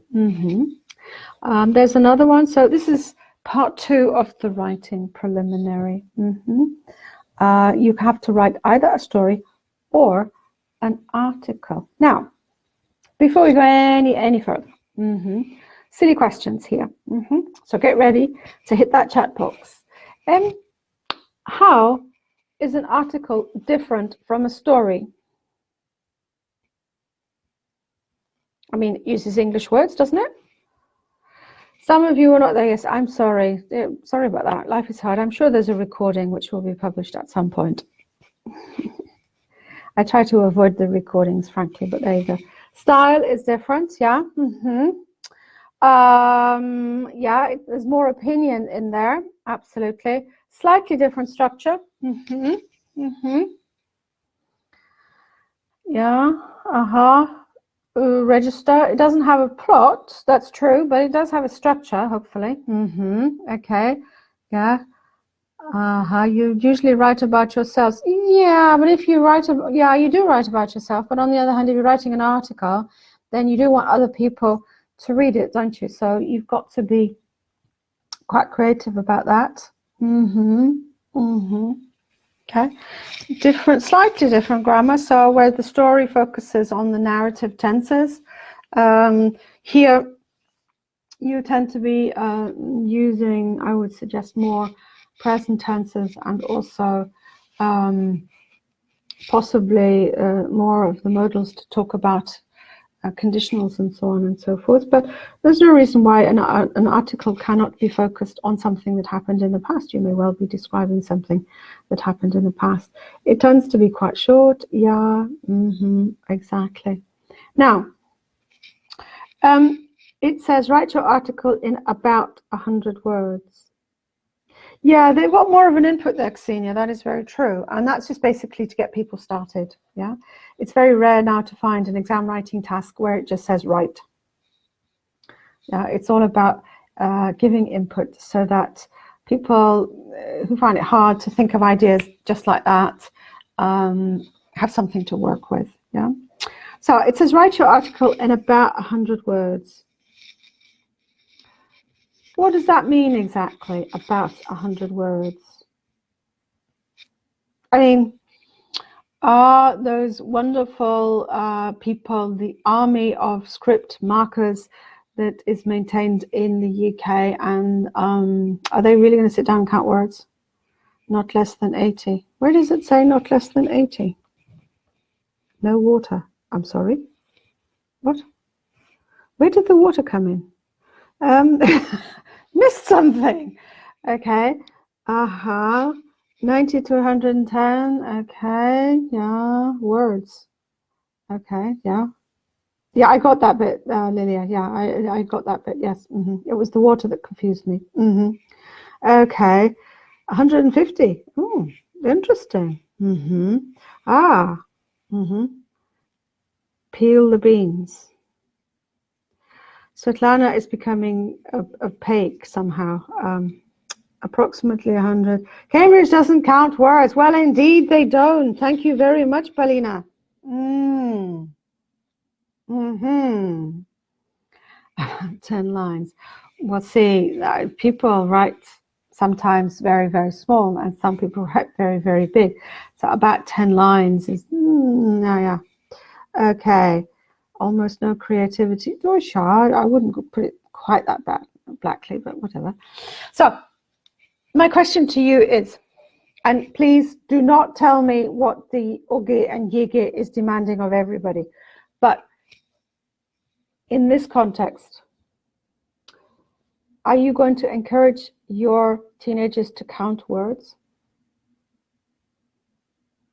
Do you count words when you receive their work?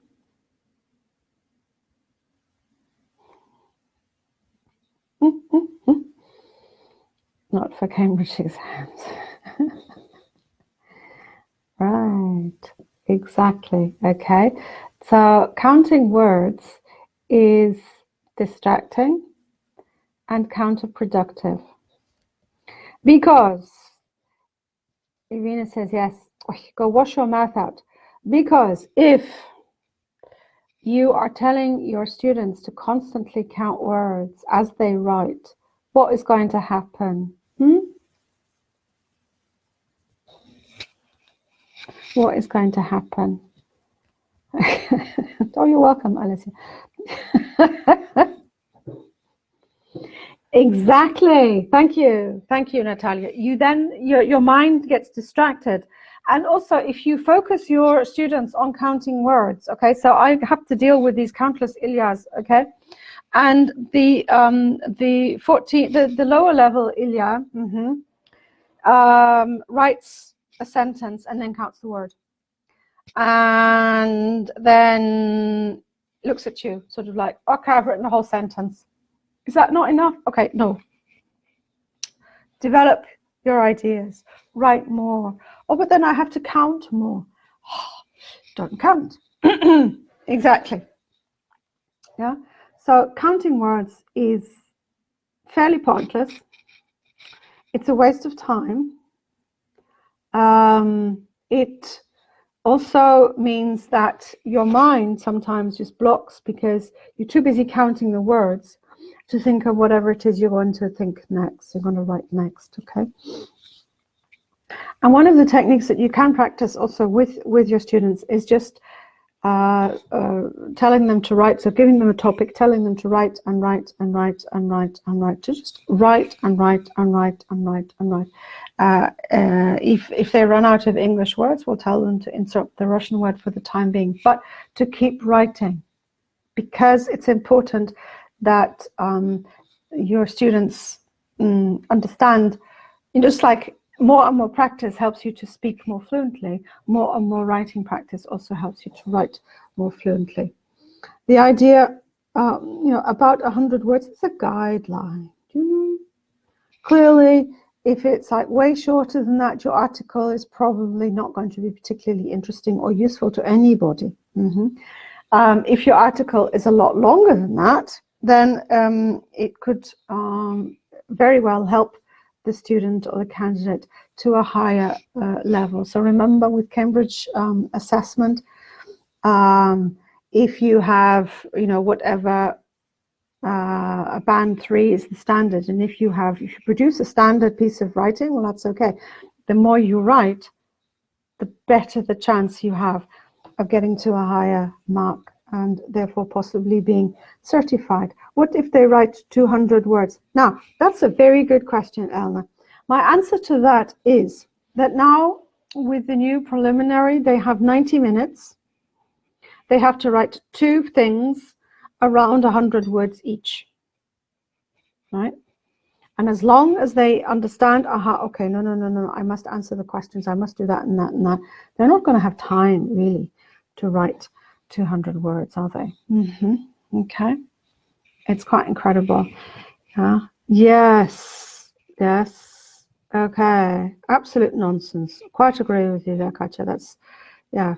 Okay, Lily, that is, if you'll forgive me saying so, very negative attitude, don't you think? The more you write, the more mistakes you make. Do we count mistakes when we mark writing?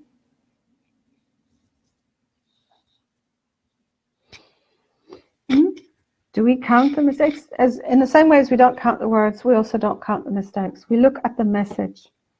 The very first thing that is looked at is content. With writing, it's all about content. And if the content is not there, your writing is not going to get the same mark as if the content is there. Okay, yeah. Yes, Alessia still counting mistakes. Yes, I got that.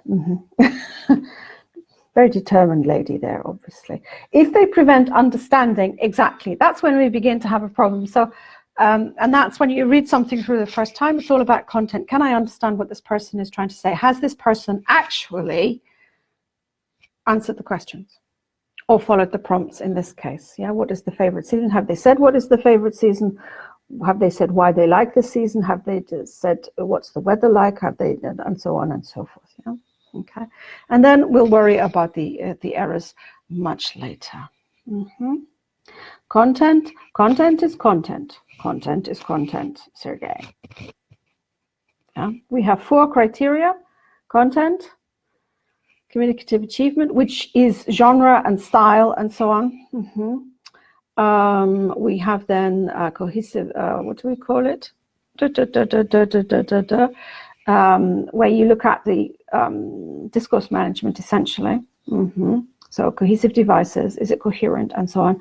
And then organization, they call it. There you go. Thank you. And then finally, grammar and vocabulary. But they start with content. Now, yesterday, because I can hear you all saying, okay, content. My teens are going to sit there and go, "Bleh. I hate summer." Why? Because it's hot. What is the weather like? It's hot. Got that bit. Thank you very much. What do you do at this time of year? Nothing. And that's their article. It's not very exciting, is it really? Okay. So, and we talked yesterday about Padlet. And I promised you yesterday a bit of an experiment, yes? So let's have a go. Let's just encourage it to do this. Okay. In the chat box, you have a link. If you follow this link, what can you see?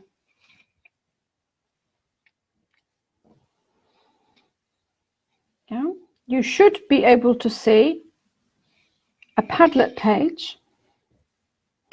And on that page, you can see different questions. Okay. What I'd like you to do, please, just ignore this for the time being. Okay. And yeah. Okay. Leaves. Thank you, Svetlana. Do you like the leaves? I like the leaves. Okay. So you can see some questions. Please feel free to comment. Just where it says add comment, just click on add comment and start typing. If you want to start a new thread, then you need to click on the plus sign in the red circle and you can start a new thread. Okay. Whoa, somebody's added to it. You're gloomy. Okay. Gloomy. What is the weather like? Okay, fair enough. Somebody said summer. Okay. Carry on, ladies and gentlemen. I'd like you to do this with me. Okay. Right. Fabulous. This is amazing. Look at this. This is really taking off. Okay. All right. Hey, there we go. Wow. Okay. I can see all sorts of people. Okay. I can see anyone who's not logged into Padlet is anonymous. Please remember that. And that's fine. That's fine because most of your teenagers enjoy being anonymous anytime anyway. Someone saying nasty. Fruit and strawberries. I like pizza. A t-shirt. Kind of hoping that you meant more than a t-shirt. Otherwise, it's going to have to be a very big t-shirt. Okay. For those of you who can't comment online, I'm going to try very, very hard to switch to this right now. Please forgive me if I get completely lost. This is what I apparently need to be doing. No, that's obviously what I need to be doing. That's what I need to be doing. Yes. And share. Oh, wow. Can you see that now? Whoops. So screen share is running. Can you see on the screen? Yes, Claire, we can. Because I've just got this big red thing saying, well, I can screen share. I've never done this on a webinar platform. I'm very excited. But I'm actually far more excited about the fact that so many of you are commenting. It's amazing, isn't it? And so easy. Okay. Right. Let's try and be a little bit more organized about this. Okay. Nobody's saying why. Okay, so I've got lots of spring, summer, autumn. Okay, I was born in autumn. Well, yeah, fair enough. Okay. Okay, so yeah. Somebody said I had some fast food. Okay, what do you eat during your favorite season? Okay, so if your favorite season is spring, fine. What's the weather like in spring? What do you wear in spring? What do you do in spring? Where do you go in spring? Okay, and what would you eat in spring that perhaps you don't eat at other times of the year? Okay, and you can see all kinds of things. Coffee and muffins. Wow, ice cream. Oops, somebody's disappeared there. Binge watch. Okay, this is amazing. Okay, books. Books. What do you eat? Books. Okay, that's an interesting response. Somebody's eating books. Perhaps they're recipe books. I'm not really quite certain about that. But yeah. Watermelons in on. Broccoli and meat. That seems very limiting. I wonder what season of the year that is. foggy and silent. Oh dear. Again, I wonder what season that is. Okay. Pair of pants and a t-shirt. That makes me feel a lot better than just a t-shirt. I'll be honest about that. I am an English teacher because it's okay, right. And you do this all the year round, regardless of the season? Whoever wrote that? So, for example, I was talking to a friend on Sunday. We went for a long walk because that's the only way you can meet friends at the moment here in Germany. And she said that her niece had visited her, and her niece was all like, oh yes, and there's a new ice cream place and we can do this and this and this. And then when she got there, it was like minus whatever, and it was snowing, and it was really quite cold. And she suddenly didn't want to have an ice cream. So Germans do not eat ice cream in winter. According to the Germans, ice cream is very much a sort of a summer thing. I don't know why. Yeah. Okay. Let me see if I can go back. Okay. Stop share screen. Okay. Wow. Julia, it works. It works. The same in the Netherlands, yeah? Okay. Fabulous. Fabulous. Julia, there's a question in the question box, which I think is for you. Okay. Yeah. Okay. We're still happily commenting there. Okay. Yes. So my point is that, okay, you can use Padlet here to generate questions. I put a lot of questions up there, but you probably want to restrict it, or your questions want to be a lot clearer in order to prevent people writing things like books when it says, what do you eat? But, okay, ice cream in summer. Okay, I hate ice cream. Just hate ice cream, but never mind, you know. So people are different, and that is what's good about people being different. So now you've got a way to generate ideas. Ice cream, you probably do. Yes, absolutely. Okay. You can't see some of the comments. Scroll up and down, and then you should be able to see Tatiana. Yeah. I don't know, are you using this on your computers, on your laptops, or is anyone doing this on the mobile phone? Because it's perfectly possible to do this on the mobile phone. If I just hold up my mobile phone, I'm registered on there as well, and you can see it works very, very easily as well. Okay, so now, yeah, I'm just thinking of ways to interact with your students. Okay, in the chat box now, how difficult was that?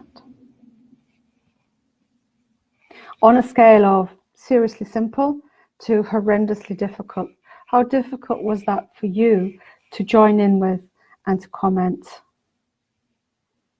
Absolutely. Yeah, I like that comment. Someone's written easy and engaging. You see? Yes, it's easy peasy, cheesy wheezy, as they say, you know. Well, as my students say anyway. Yeah, it's quite entertaining. It is engaging because your students can use their mobile phones. The ones that a few minutes ago you were telling me they are physically attached to. And of course, you can use this if you're teaching in an online context or if you're teaching face-to-face. Yeah, that was my cup of coffee. Well, I suppose trying to break out of these standard phrases. Exactly. Okay, right. Sergey said it was mixed. Okay, yeah, so you're doing both. Okay, yes. Are you teaching online or teaching face-to-face? Yeah, a bit of both I can see coming up. Okay, exactly. I think people in across Russia seem to be thinking, okay, I can go back, I can do a lot of stuff face to face. But I also know from the school where I still do some work online, which is BKCH Moscow, is that there's more interest now in teaching online, in being taught online. So students often like to do that. And I think a lot of people feel happier online in some way. Remote, unfortunately, but Irina, it is amazing and wonderful teaching online. I am so excited about this, yeah. And it's all about trying to make the best of what you have, yeah. Okay, so it's really quite simple. For those of you who don't know much about Padlet, it's worth looking into because it is very helpful to help you organize. Well, shall we say, to create things. It's very, very easy. You need to register at padlet.com. It's free. There is at some point a limit how many Padlets you can create, but you can simply recreate the same Padlet. So you can basically delete all of the comments when you're finished with it and then set it off again next week. You can change the background. You can use your own pictures. You can find pictures, the leaves I found somewhere on Google Chrome. You know, it's really quite useful. And I think the point that I wanted to make yesterday, and that I hope I have now made today, is that it helps generate ideas. What are you going to do with those ideas right now? Having generated all of those lovely, lovely ideas, you then let your students sit together or work together, looking at the ideas, the language. You can ask them for specific language. You can ask them to hit you with all of those interesting adjectives. Yeah, exactly. Ebooks can be quite interesting. It depends on the book, and it depends on what you do with it. Yeah, but with all of this information that has now been collected, they can write either their articles together, they can write individual articles. And I think one of the things which it's important to mention to all of our students and candidates for exams is that it doesn't have to be what you really think. If somebody has put a really wonderful reason for enjoying winter online on the Padlet, well, fine, take it and explore it. Yeah. Right. So convenient. Exactly. Yeah. Okay.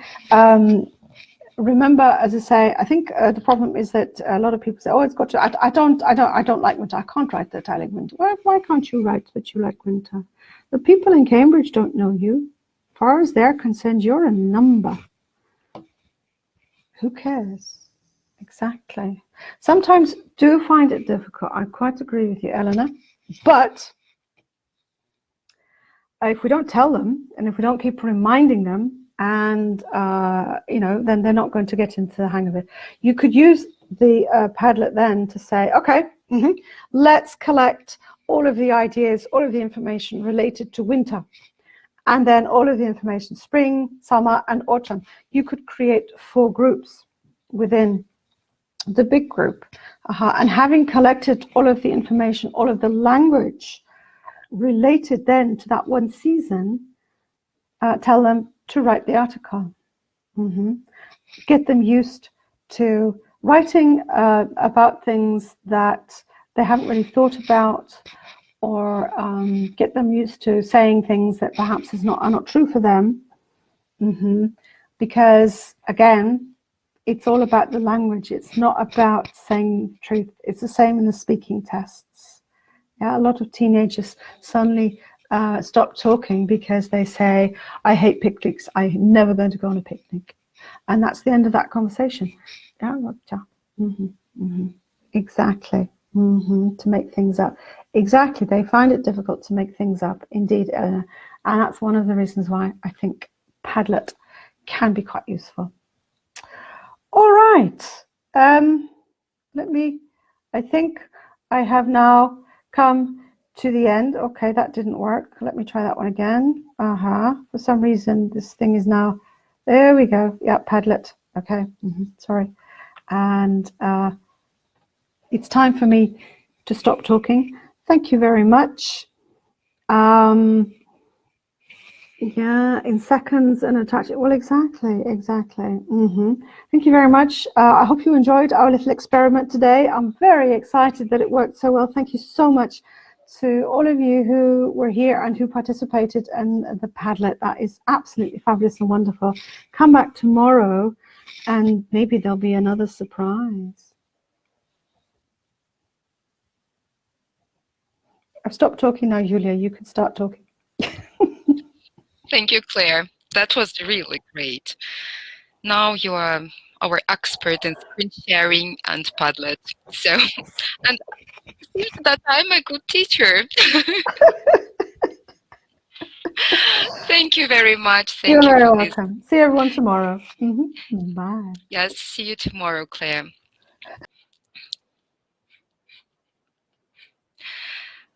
So, dear friends, now it's time to have a break with our expert, more practice, more advice from our experts.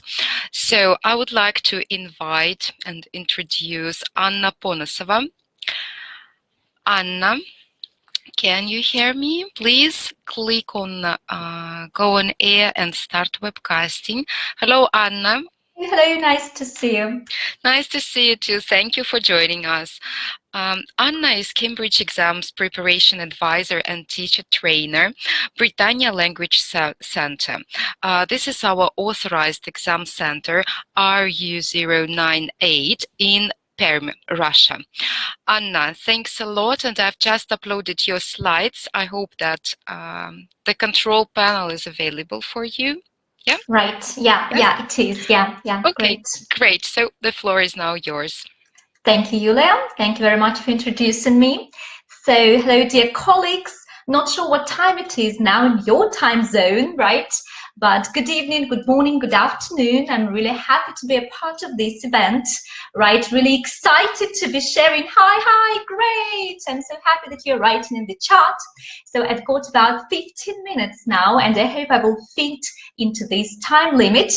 So yeah, one more time. Hi guys, hello. Very nice that you're greeting me. Thank you. So my name is Anna Ponosova, right, as Yulia has just said. And at first, I will share a few things about the place I work for. So once again, it's Britannia Language Center located in Perm, Russia, right, RU098. We have been teaching our students for more than 16 years, and annually we've got more than 3,500 students studying with us.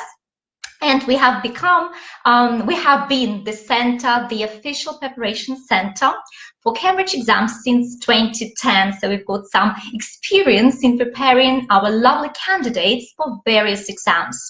And we're preparing our candidates for exams such as, like for the whole range of exams, starting from pre-A1 starters, coming up to C2 proficiency. We also take ourselves, prepare candidates, and we provide the opportunity for candidates to take the exams in our offices such as TKT and business exams. Last year, we also became the agent for LinguaSkill General and Business. So this is a special exam that candidates can take online, and they can get their results within 48 hours, which is just fantastic given current conditions in the world, right? So it's a new way to take exams, and we're really proud that now we are a part of this new thing. And yeah, we work with various schools, secondary, primary, high schools, universities, private language schools, just like ours, and definitely independent tutors and English teachers. So we'll be really happy to have more partners, I don't know, people who we work with, more candidates. So you're really welcome to contact us, and we are ready to make friends. So let's get started. Today, we continue talking about B1 preliminary, and I've called my mini session Activities That Work. I've been listening to the previous wonderful presenters, and some themes that they mentioned earlier will be somehow connected with what I'm going to talk about now. These are different activities that my colleagues and I have been using and enjoying a lot. So first of all, just very quickly, which exam papers do your students find most challenging? Could you please type it into the chat box? I mean, like speaking, listening, reading, or writing. So which one? Writing. Yeah, I know it. I know it. Oh, 9 p.m. in Novosibirsk. Oh, great, great. I went to Novosibirsk last year. It's amazing. Writing, I do agree. Listening, yeah, really challenging. Thank you, ladies. Writing, I know it. Reading, yeah. This year I'm teaching lots of B1 students, and yeah, reading is really challenging for some reason. Speaking, surprisingly, reading for sure. Okay, great, great. Thanks a lot. And I guess these are like all papers, right, that the exam definitely has, right? Lila, yeah, it depends. That's true, that's true. But definitely, we've got to work on all of those aspects, right? Language aspects, and all papers. So today I will be mentioning a few activities for 3 of the papers, reading, writing, and speaking. Okay, I heard the first presenters talk about listening quite a lot, which is great, and I hope it will help you as well, just like me. So I hope you can see and you remember what reading part 2 is about. As for now, I guess it's one of the most challenging parts for many students because it requires lots of focus and lots of concentration. So what we suggest doing is making it much more personalized. So before your students start doing this task, you introduce the topic, what exactly the students have to match the people with. For instance, those could be books, magazines, films, I don't know, events or concerts, right? And at first, your students have to write down minimum 3, you know, there should be 3 matches, right, to do this task, right? They have to write down at least 3 things they're looking for in this specific, like, area. Say, books. And they have to write down, I'm looking for a fantasy books. It has to be really short because I don't like reading long books or whatever. And it has to be written in English. So I'm writing down my 3 requirements. This is what your students have to do. So at first, they haven't seen the options yet. They have no idea about the people in the task. They're talking about themselves. And afterwards, they can either pass these requirements to other students or they can do it themselves. They look at the options then. They still haven't seen the people from the task yet. And they try to choose the best option, either, as I said, for themselves or for other students, which can be really engaging and lots of fun. After this activity is over, they can compare the answers. If they were choosing the options for other people, they can say, well, you're quite right. I would also go for this one. Or maybe there will not be any like appropriate option to choose. Then they can suggest what else could be added there.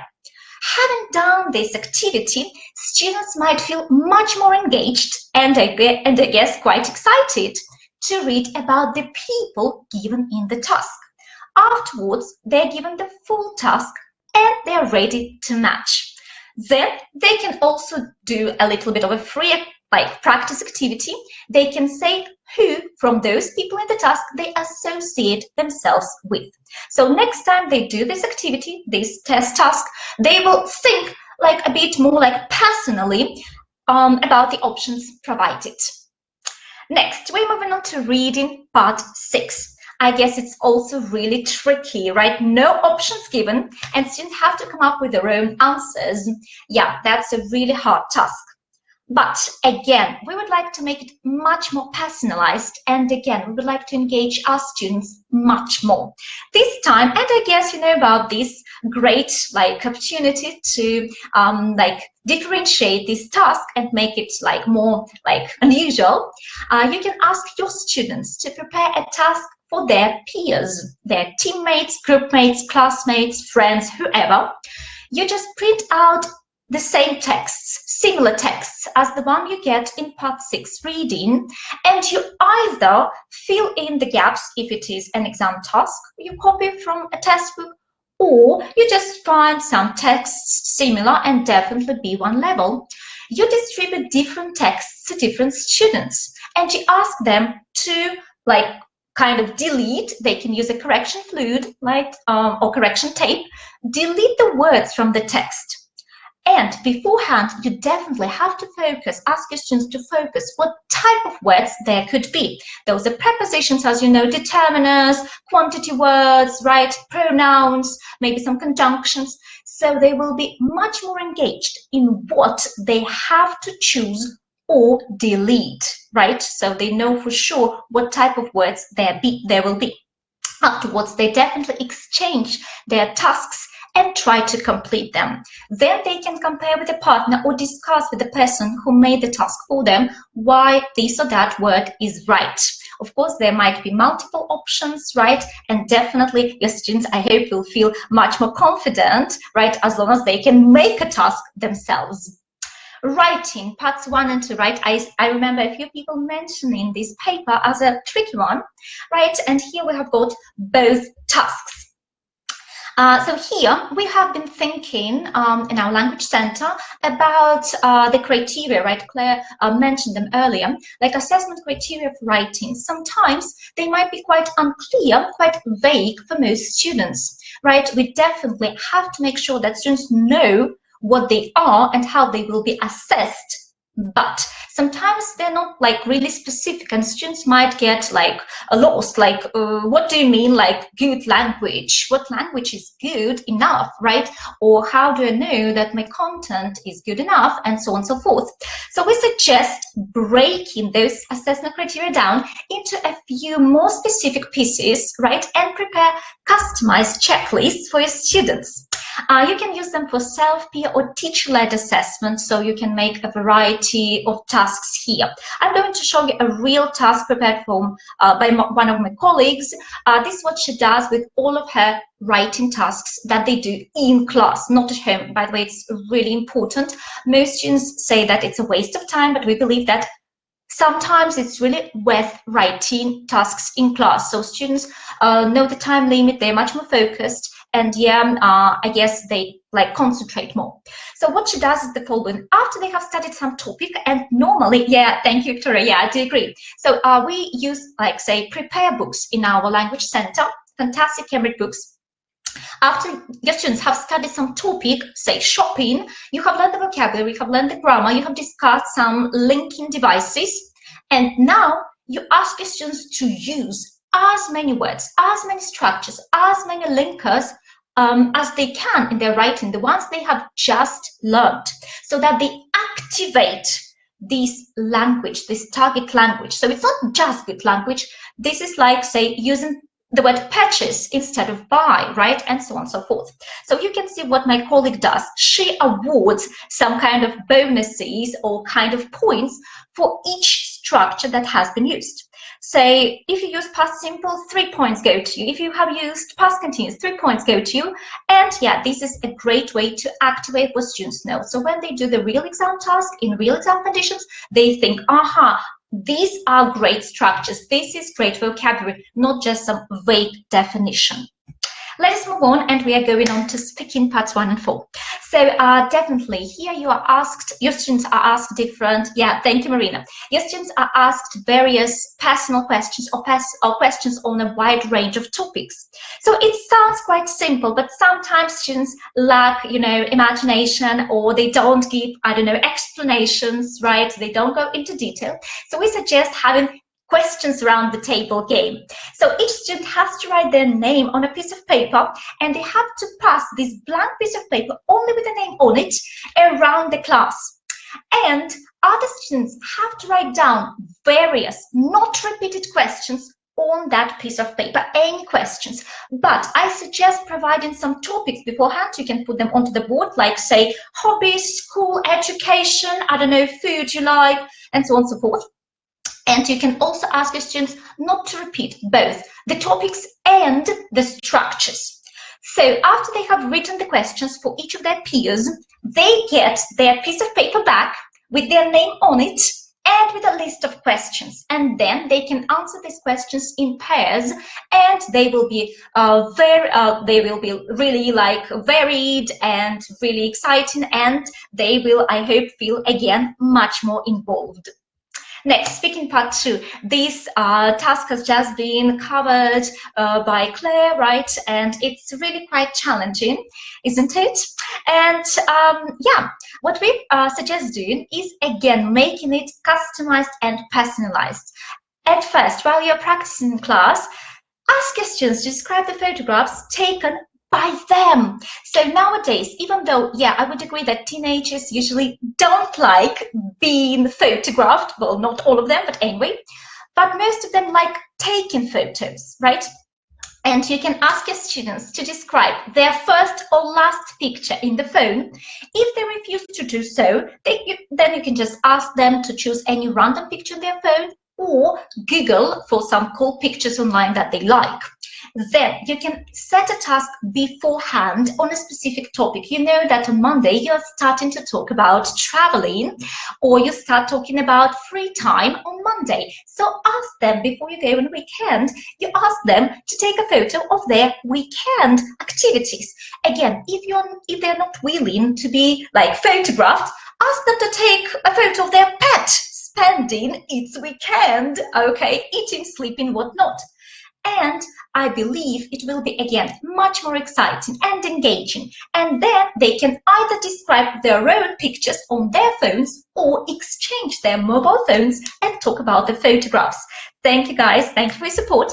And one more activity they can do is taking random photos right in the classroom. You set the time limit and you say, okay, so take a cool picture of whatever you like in our classroom. It could be just a piece of furniture. I don't know.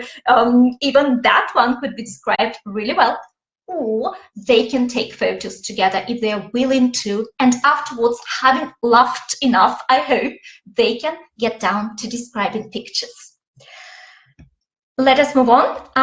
One more activity we can provide our students with, talking on speaking part 2, is drawing the pictures that are being described. It could be done as a pair or a whole group activity. So here, guys, either you or better like your students, right? One of them, or in pairs. The checklist. Yeah, sure. I will be back to them at the end of my presentation. Okay, thank you. So, right. Your students are describing a photograph, right, and listening to each other very carefully. And the other person has to draw the picture that is being described. Well, definitely we're not artists or whatever, right? But they can try. And again, it will be really fun, really entertaining. Or it could be done as a competition. One person is describing a photograph to everyone. They are all drawing. You set the time limit. Don't make it long, okay? Let them be like focused, right?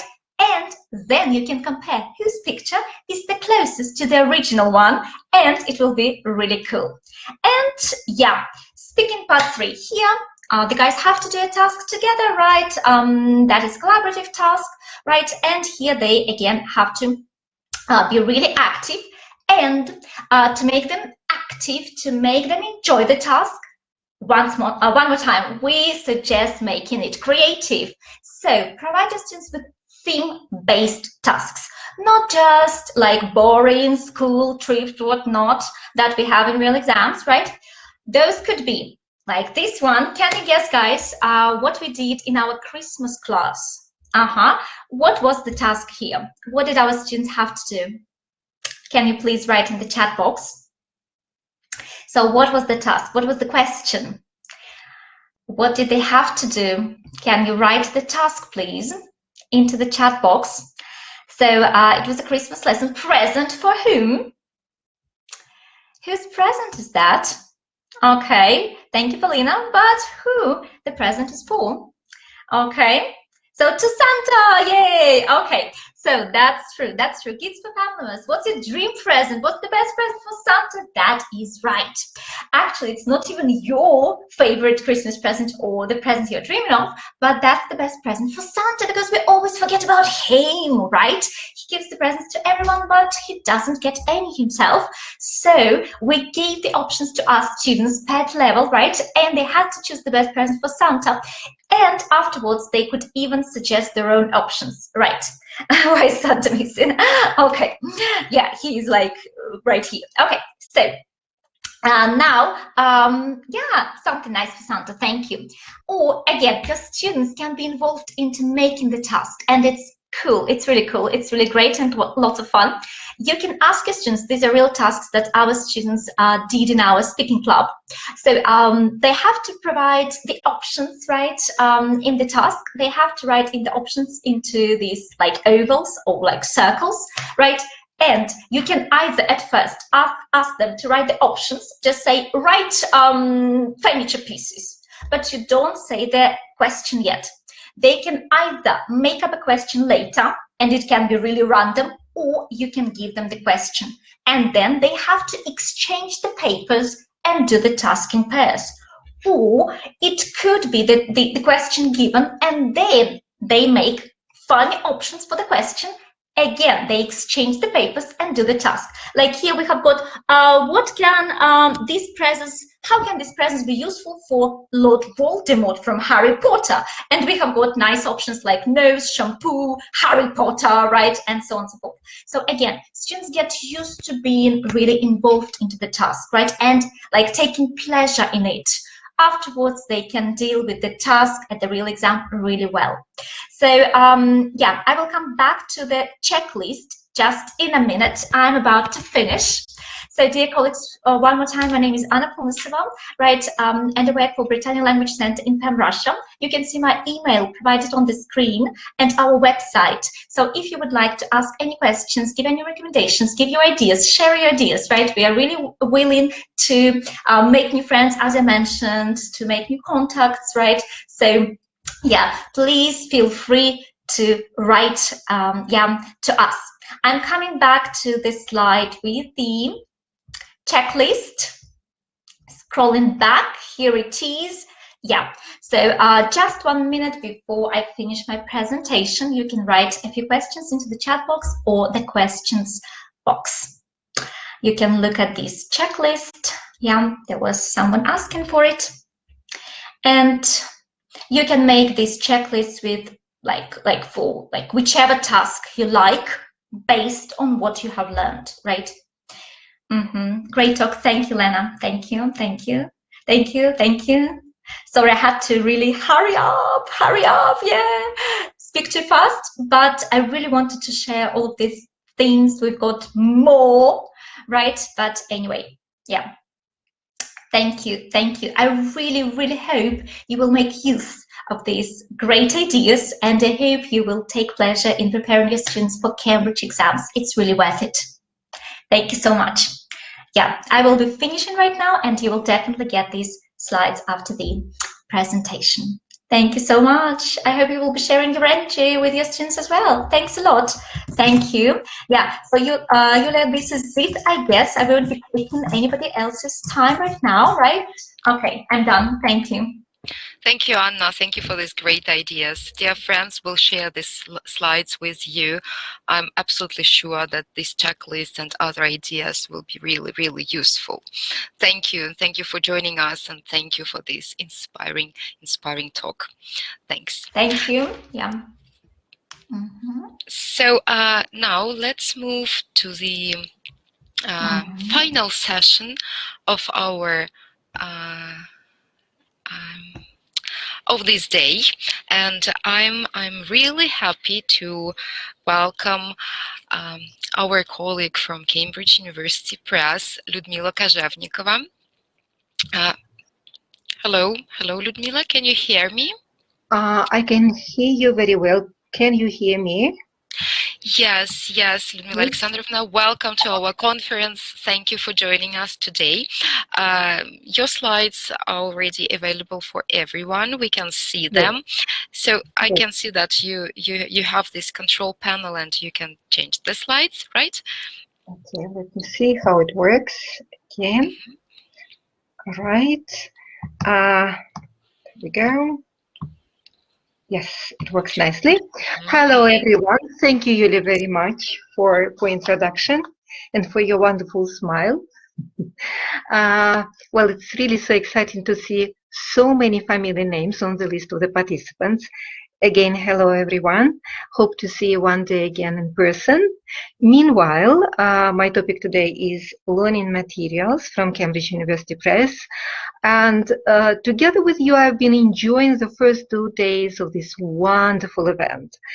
We have been exposed to so many useful strategies, activities, techniques, websites, and other resources that the question might arise, do I really need a book to get my students ready for examinations?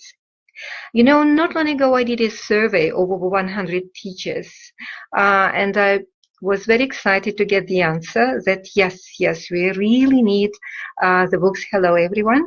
I see many familiar names again, and hellos from different places. Thanks a lot. Very exciting indeed.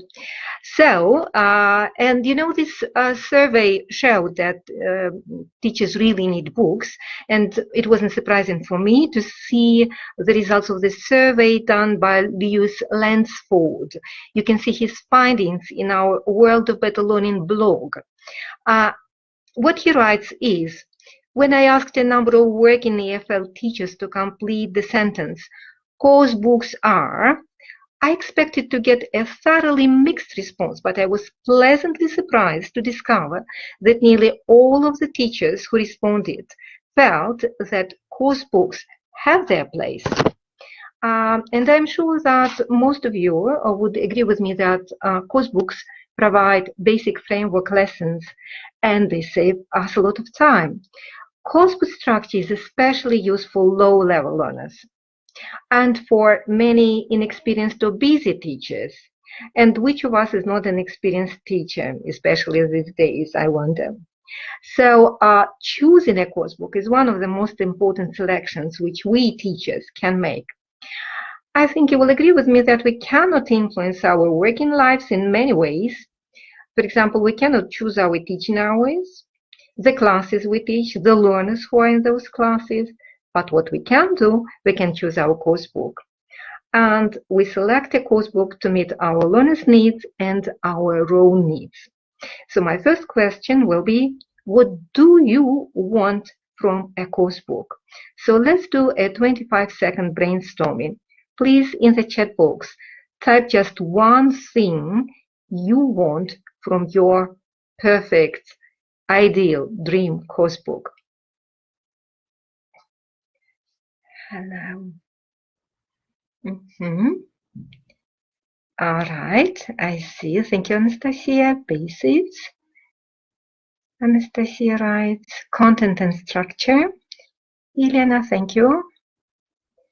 Strategies and tasks. 5 more seconds. Free of charge. Well, free of charge are the resources, not the books. Okay, we do not work free of charge. Authors and writers, authors of the book, they do not work free of charge either. Yes, content, good materials, more examples of written and spoken answers, critical thinking skills. Thank you for this, Natalia. Yes, different materials for different skills and different structures and different learners, I would add. Yes, thank you very much. So many interesting ideas. Yes, a good course book can help a teacher by providing a clearly thought out program, which is appropriately sequenced and structured to include progressive revision. Well, a good course book gives us a sense of security. It sort of helps us to save preparation time. It's also a source of practical ideas, and I see many people responded like that. And it also provides work that the learners can do on their own, so that we teachers do not need to be center stage all the time, right? And also, a course book is a basis for homework. A good course book also will help us to see what we may need to add, to substitute, to adapt, or to ignore in it. Okay, another question is, what do our learners need from a course book? That's easy, okay? And again, a quick survey. from the group? So would our learners need from a course book at A1, A2, B1 level? Okay. Well structured, to cover all the skills, interesting, up-to-date content, colorful visuals, different skills. Homework, bite-sized homework, I would say. Good examples of exam tasks. True, Polina? Absolutely. Okay. 3 seconds more. Fun. Yes, and interesting characters, as much practice as possible. Yes, I would also add a sense of progress, progression, and purpose, and again a sense of security. Because when I see teachers who say that they work using handouts, they say we do not use course books, we just have handouts. You know, I've been teaching for quite a while, and it's very rarely that I see a person, a student, a very diligent student, who collects all the handouts and keeps them in some place, because in many cases they just forget them somewhere, or they lose them, and they don't take care of these handouts. So, but we understand that they also need some sort of reference for checking and revising. Okay, with this I would like to start talking about CUP books that will offer a unique exam journey for you and your students, maximizing your students' performance and providing a systematic route to exam success. We look at various ways of developing a course, an effective examination preparation course. If you would like, for example, to combine teaching general English with comprehensive Cambridge English exam preparation, or if you are interested in focused exam preparation, or you just need exam practice. And last but not least, what if tomorrow, God forbid, lockdown returns? How can we smoothly and painlessly move from physical classroom to virtual classroom with Cambridge support? So that's what we are going to look at in this presentation.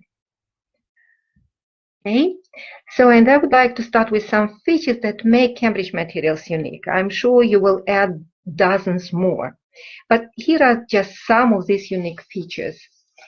First of all, we have been experts for 118 years of administering examinations. Okay, so that's why you can find examples from past exam papers. You can find very, very useful exam strategies and techniques grounded in research, in sound research, I would say, that will help maximize your students' performance and provide a systematic route to exam success. Okay, Learner Corpus, one of the largest in the world, will help you and your students avoid common errors and mistakes. English Profile, a groundbreaking collaborative project supported by the Council of Europe and led by 2 departments of the University of Cambridge, Cambridge University Press and Cambridge English Language Assessment. So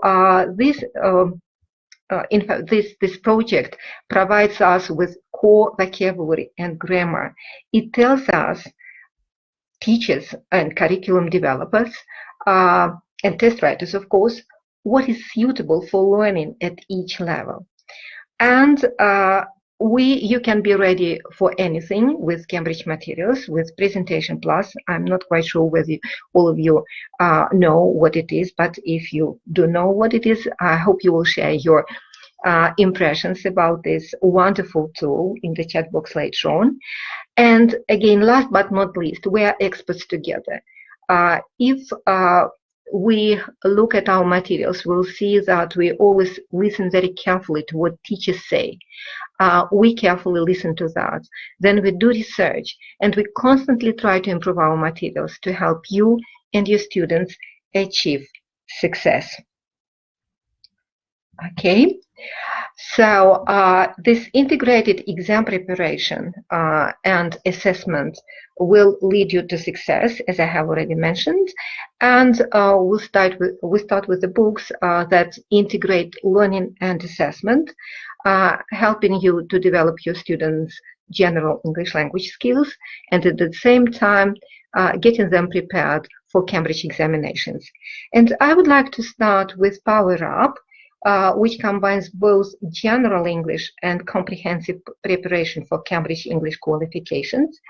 I have decided to start with this one because, again, recently I have been approached by many teachers whose students are successfully past movers, and their teachers are not quite sure whether to skip flyers or whether to continue teaching for flyers, or maybe to start teaching for A2, key for schools, but they have a feeling that their students are a little bit too young for this examination, and they would like to have something that would appeal to this particular age group, 10, 11, or 12 years old students, that will help them move across to secondary so that it is not such a big shock.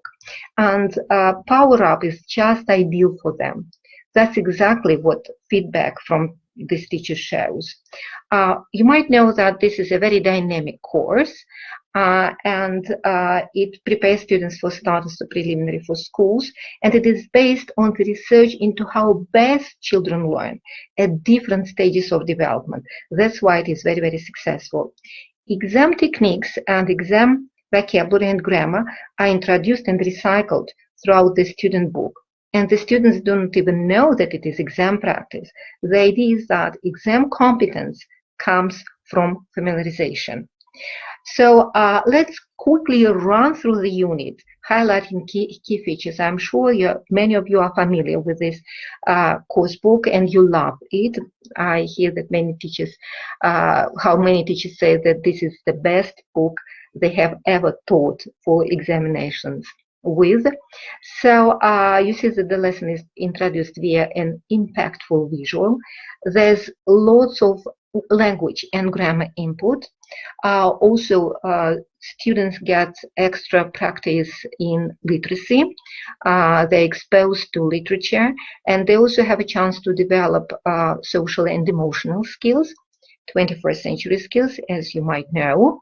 Also, they have a chance to develop their CLIL skills through cross-curricular topics and videos, and all this brings them to the exam preparation page, where they can see how well they have mastered all the skills. So what I like about this particular course book is that we put the children at the center of their learning journey. So the course is designed around the principles of learner-oriented assessment, which is embodied in the mission feature that runs through every unit. Each unit challenges the students with a mission, explained as a set of objectives. So each unit, each mission teaches them some micro skill as part of a larger skill, okay?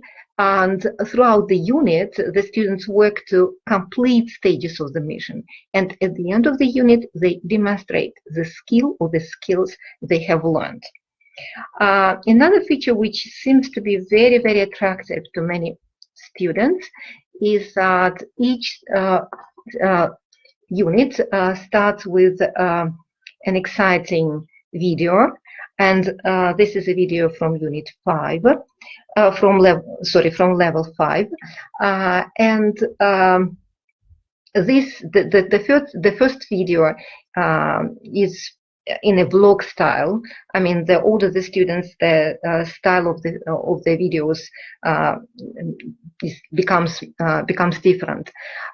So the first video in levels 5 and 6 are in a vlog style, and the second is usually, there we go, a speaking exam preparation video.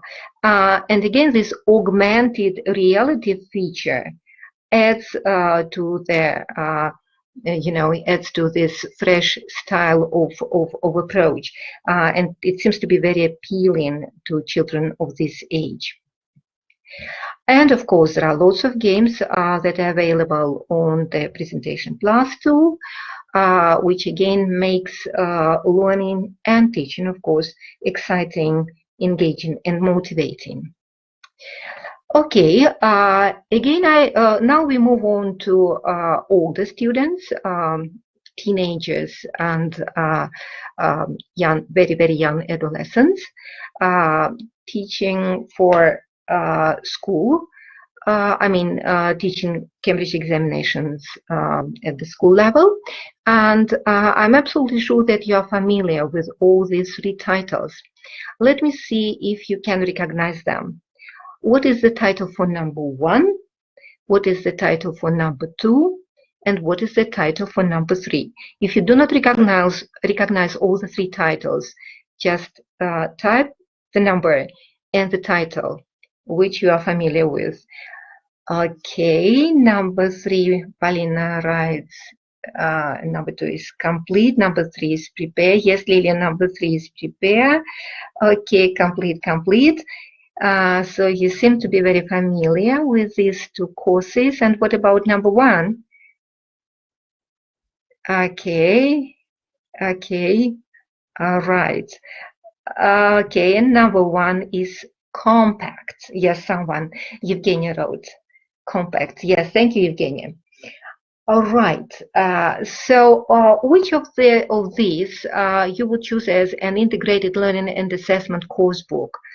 Meaning that you would teach general English together with coaching or preparing your students for Cambridge examinations. Which of these three? And I think that probably Olga gives the correct answer. She says number 3, prepare, and you are absolutely right. So this is the book where English meets examinations. You remember that this is a 7-level course book, and it is one of the course books which is very, very successful, which is very, very famous with those who teach general English. And that's why if you start looking for this title in the new catalog of Cambridge University Press, you will find it in secondary courses and exams. Okay, so there are 7 levels. The course is very focused. You can start with 70 or 90 core teaching hours, but there are so many additional materials. Yes, the word extensive is the key word here, that you can expand the course up to 160 hours. You can find lots and lots of materials in the teacher's book, also in the teacher on the eSource or on Cambridge eSource, and I'll tell you about this in a minute. And there's also comprehensive teacher support. There are lots of digital tools, and if you do not know how to plan it, according to your needs, then you can download our annual plan at cambridge.org/LT, plus all the unique features I have mentioned before that. Okay, so this book has 2 levels. This course, this series, I would say, has 2 books for 1 level.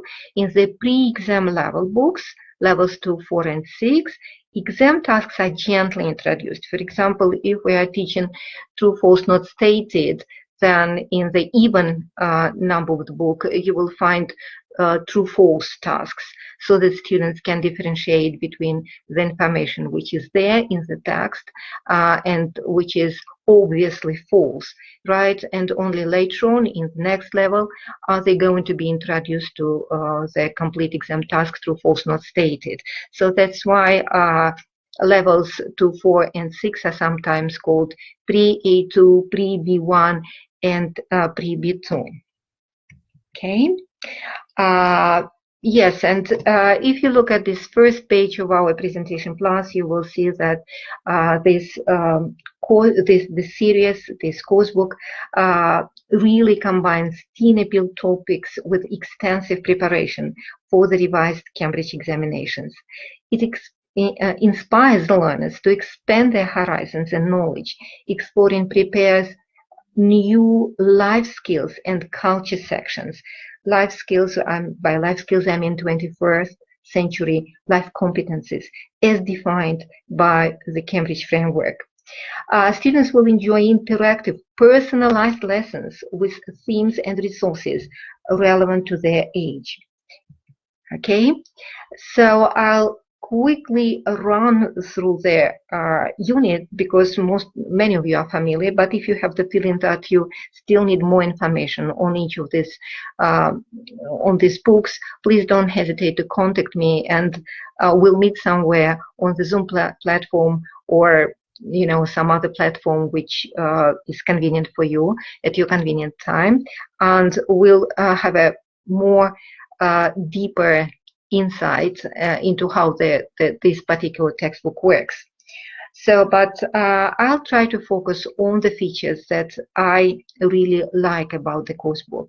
Well, as you remember, our course books use only the examples from past exam papers, which means that your students are familiar with the right level of difficulty of the examination tasks. Also, students have to analyze the language areas that will help them avoid potential areas of confusion, as informed by the Cambridge Learner Corpus.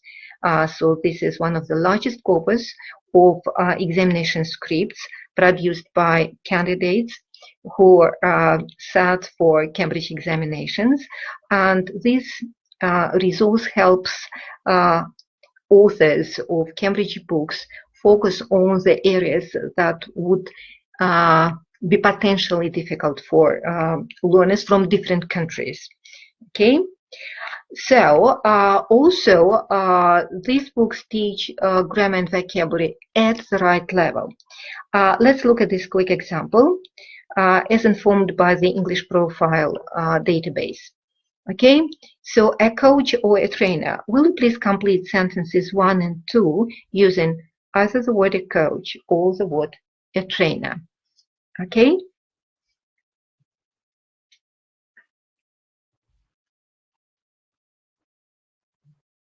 He was appointed as head coach or trainer. He was appointed as head coach or trainer. Okay, I see some answers. Thank you. And the second question, she trains students in French usually for exams, or she coaches students in French? Okay, and I see different answers. That's interesting. So this is, well, let's first of all see if these words belong to the right level. So the answers are here. He was appointed as head coach, and she coaches students in French, usually for exams. So, of course, you also use, like myself, Cambridge Dictionary online, because I think this is the best dictionary that gives us information not only about, all these different features connected with learning a word, but also it gives us lots of extra information. And it also gives us information about the level of the word, or of some phrasal verb, or some idiom, so that we know that we teach first things first, right? Well, there's nothing wrong to teach some word that would belong to a higher level, but we, as teachers, are supposed to make sure that our students have learned the right vocabulary for the right level. Okay, and here we see that trainer belongs to B1 level, whereas as the verb coach belongs to B2 level. Okay, and in the course books, in this course book, we see that we have this type of exercises, but this particular exercise takes our students even further. They have to differentiate between the different meanings of these words, right? Because again, this level is quite low. Yet, and students have to understand that a trainer might mean a sports shoe or a person who prepares players for an event. And we also see the difference between coaching and training, between a trainer and a coach. Okay, and again, we have exercise that helps students focus on potential mistakes.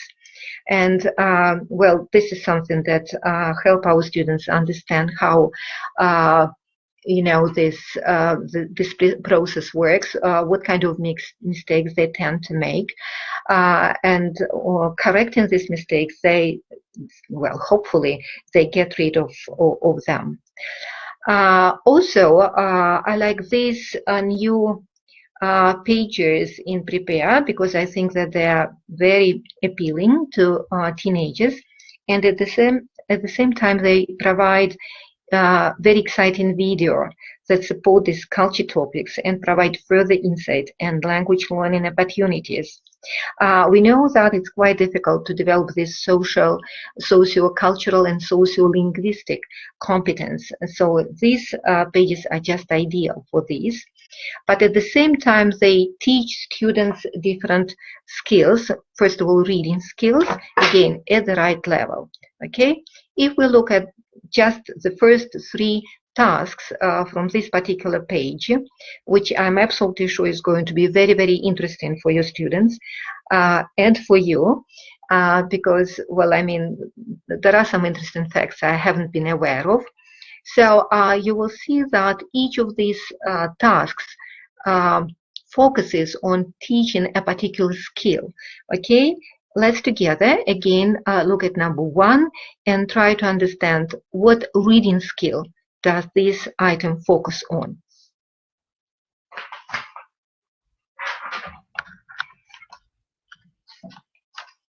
Okay, any ideas? So we ask our students to understand which of these sentences is the best summary. Okay. What reading skill do we focus on? Or what type of reading? Any ideas?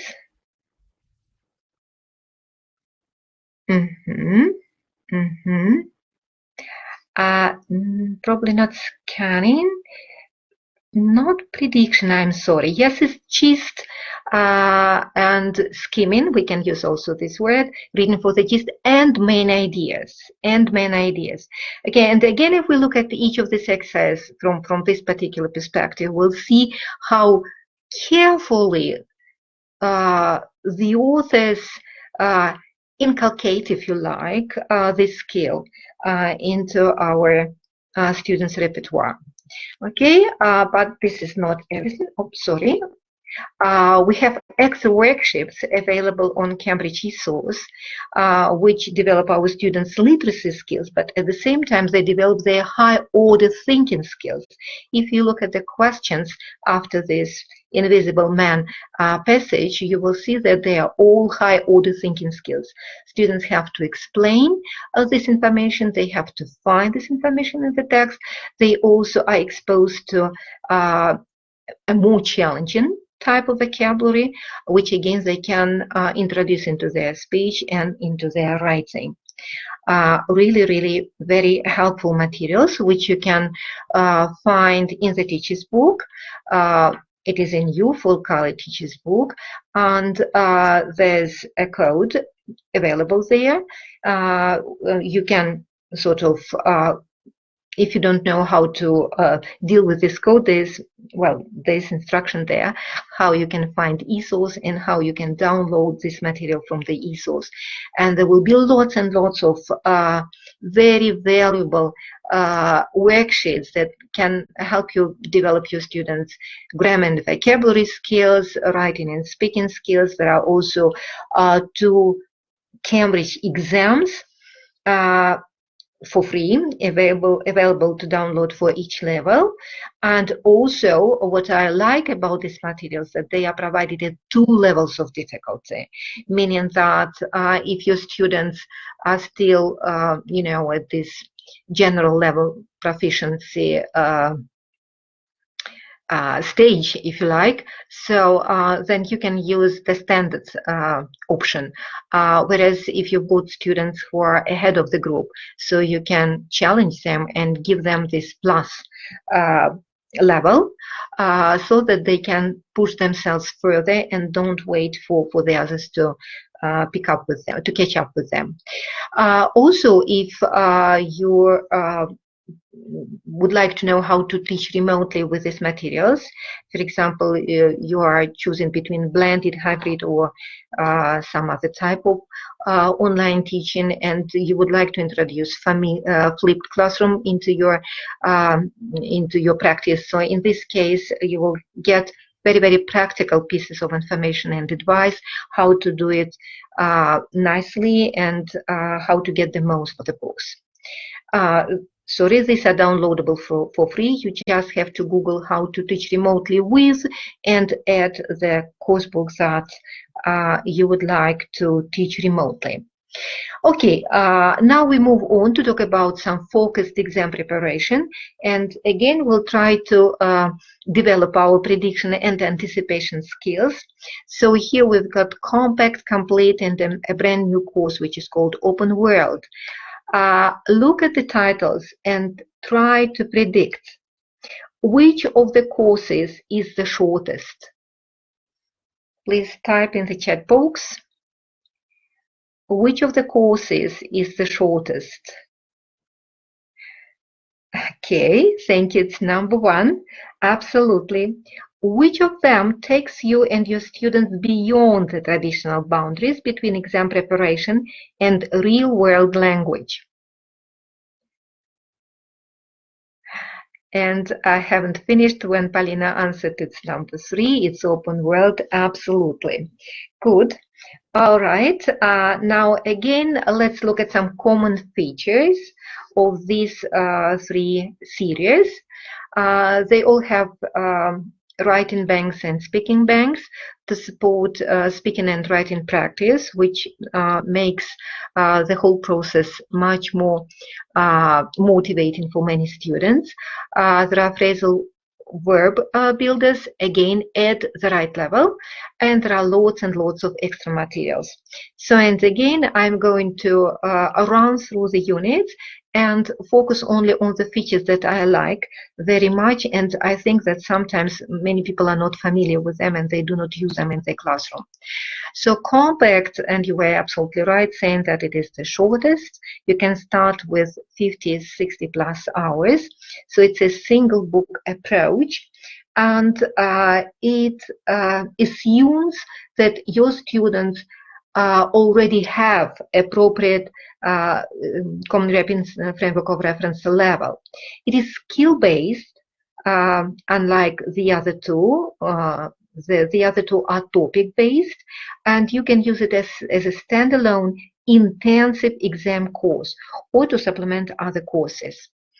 Okay, so strategies as always, and every step of the exam journey is checked and approved by the same team who create Cambridge English qualifications. I'll probably return here, which means that every exam tip, every exam information box, every question and every exam instruction is accurate and is as close to the real exam as possible. Okay, so but I don't think that if you use these class projects, which are available at cambridge.org/ELT, you can download them for free with plans, with very, very good lesson plans. And I have selected only some of these because I think that you can identify the tasks that seem to be the most challenging for many of our students. And this type of tasks are included in many examinations. Also, you can find them in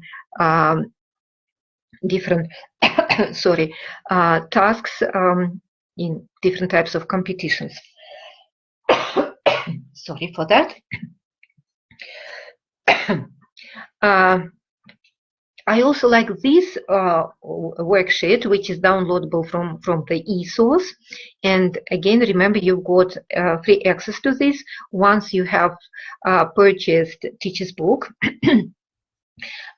You probably remember that today George showed how to teach students focus on their performance at B1 level. But I think that it's really important just to teach them how to do that, not just look and compare, but also to lead them step by step into their, philosophy, if you like, of this particular task. So if you look at this exercise carefully, you will see that students will have to discuss the statements first of all and decide whether the statements are true or false. Which helps us understand if they are completely aware of the exam tasks and how they are assessed.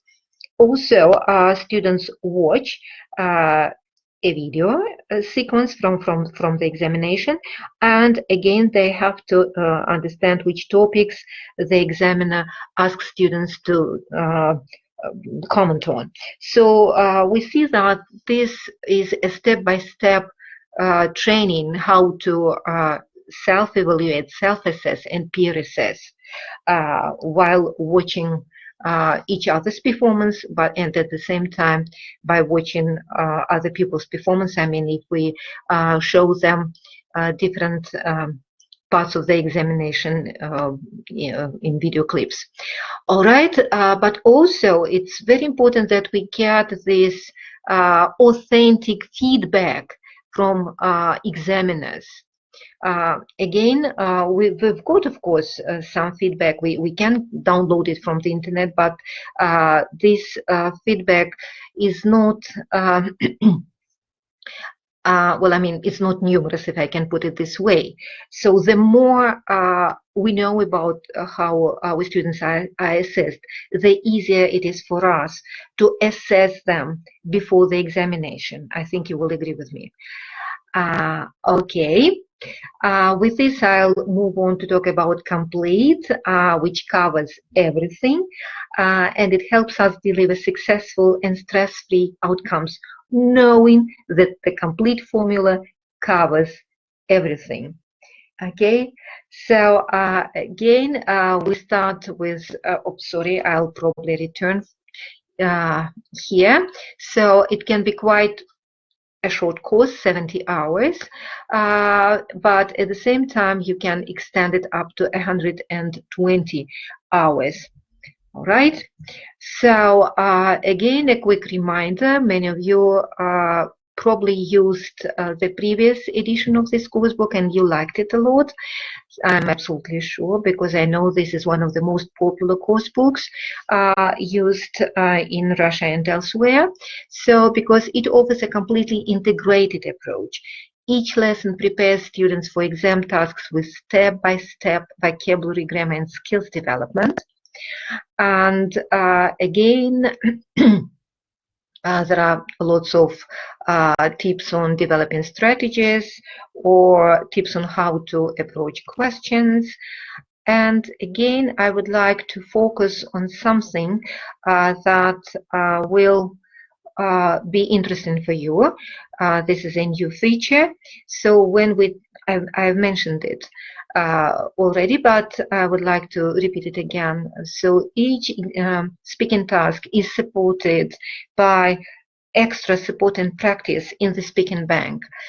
Students are provided with chunks of language at the right level again that will help them successfully deal with this examination task. Okay, the same with writing. And reference sections, of course, they give extra practice with further language, with further skill developments and exam practice. Okay, again, something that not all of us are aware of. So these are the worksheets which are again downloadable from the e-source, and they help you push students to the next level. I have selected this particular exercise because as shown by statistics, reading is considered to be one of the most challenging parts for the Russian students. So again, if we see that our students sort of move on quite quickly, we can challenge them further on, and we can give them these tasks, B1+, you see this arrow,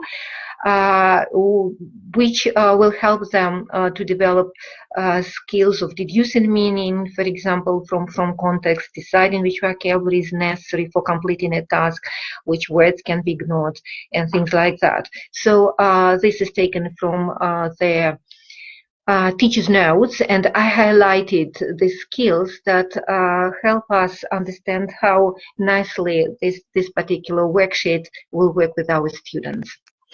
Okay, Open World will take you further. It's an exciting, as I have already mentioned, new course from Cambridge. So you can use it with even older students, with adolescents and adult students, because it doesn't have this extension for schools, right? So again, you can embark on a journey beyond the traditional boundaries between exam preparation and real-world language. So you can easily read these captions given the main ideas of the book, but again, I'm going to focus mainly on the features that I like best of all.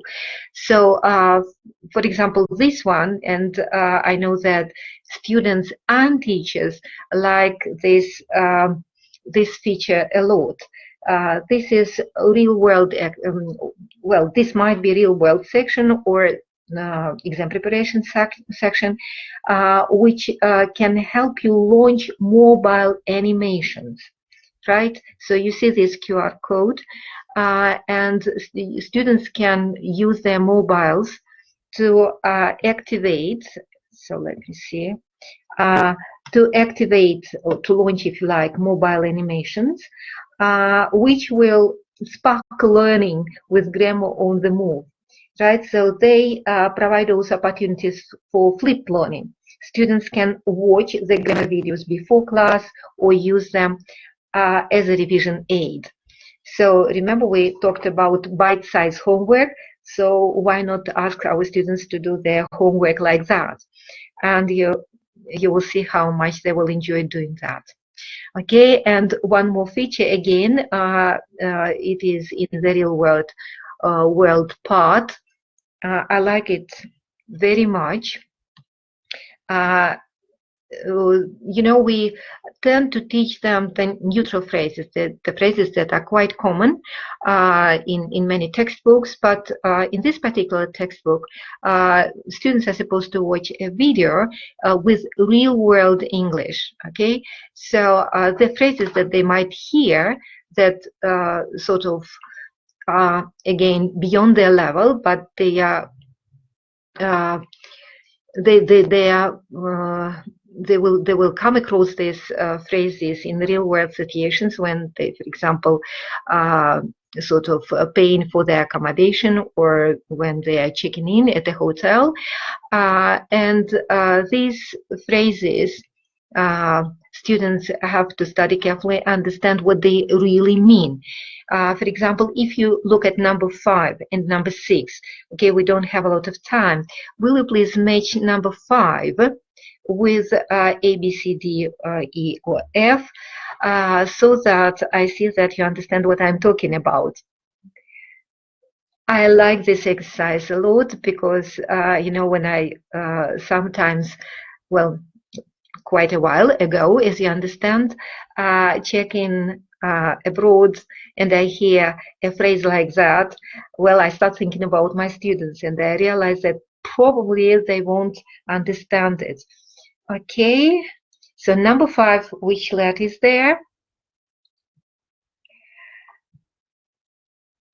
All right, 5D. Okay, I'm finishing because I started it a little bit later, but I'll finish in just in 2 minutes. Of course, it's not everything I was going to talk about, but I would like to focus your attention at this section, push yourself section. Again, we give our students a chance to push themselves further, okay, which gives them this sense of fulfillment. All right, Julia, do I have a couple minutes more? Well, I know that I do not have this couple minutes more, but will you please give me 2 more minutes just to finish up? Julia? Yes, sure. 2 more minutes is fine. Okay, I assume that I've got these 2 minutes because I just wanted to show you the difference between trainers and boosters, because people keep on asking me this question: what's the difference between the two? Okay, so trainers have 6 tags. Okay, tags 1 and 2 contain information about the examination as well as step-by-step guidance, and tests 3 and 6 are straight practice tests without guidance. There's also extra information about grammar and vocabulary and model answers for the writing paper. As for the boosters, and I hope you are all familiar with this wonderful resource. There are 15 sections which follow the order of the exam: reading, writing, listening, and speaking.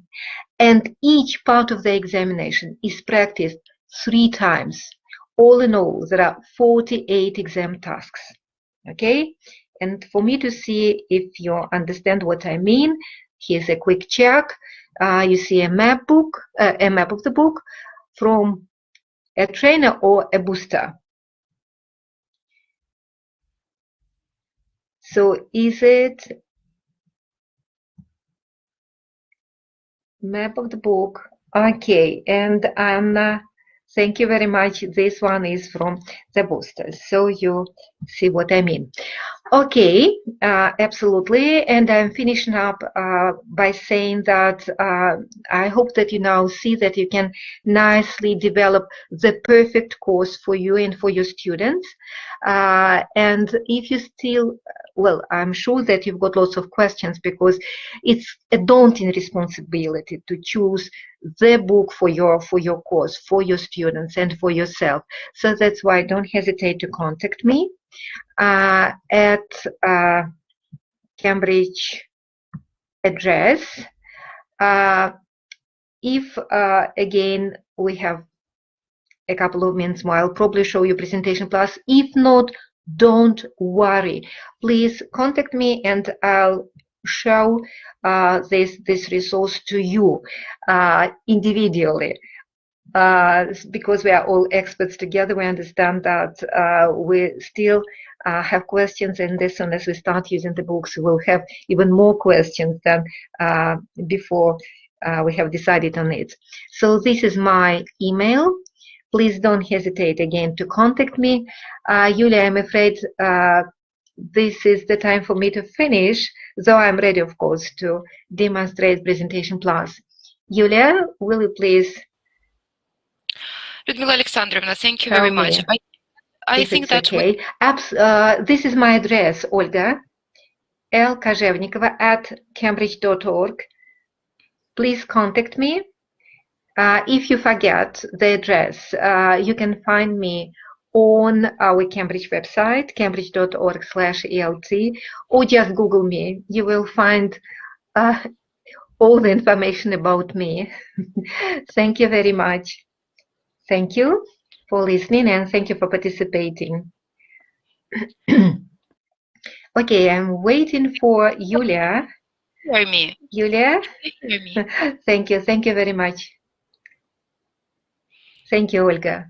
Thank you for your kind words. So there might be some problems with the connection. Okay, why?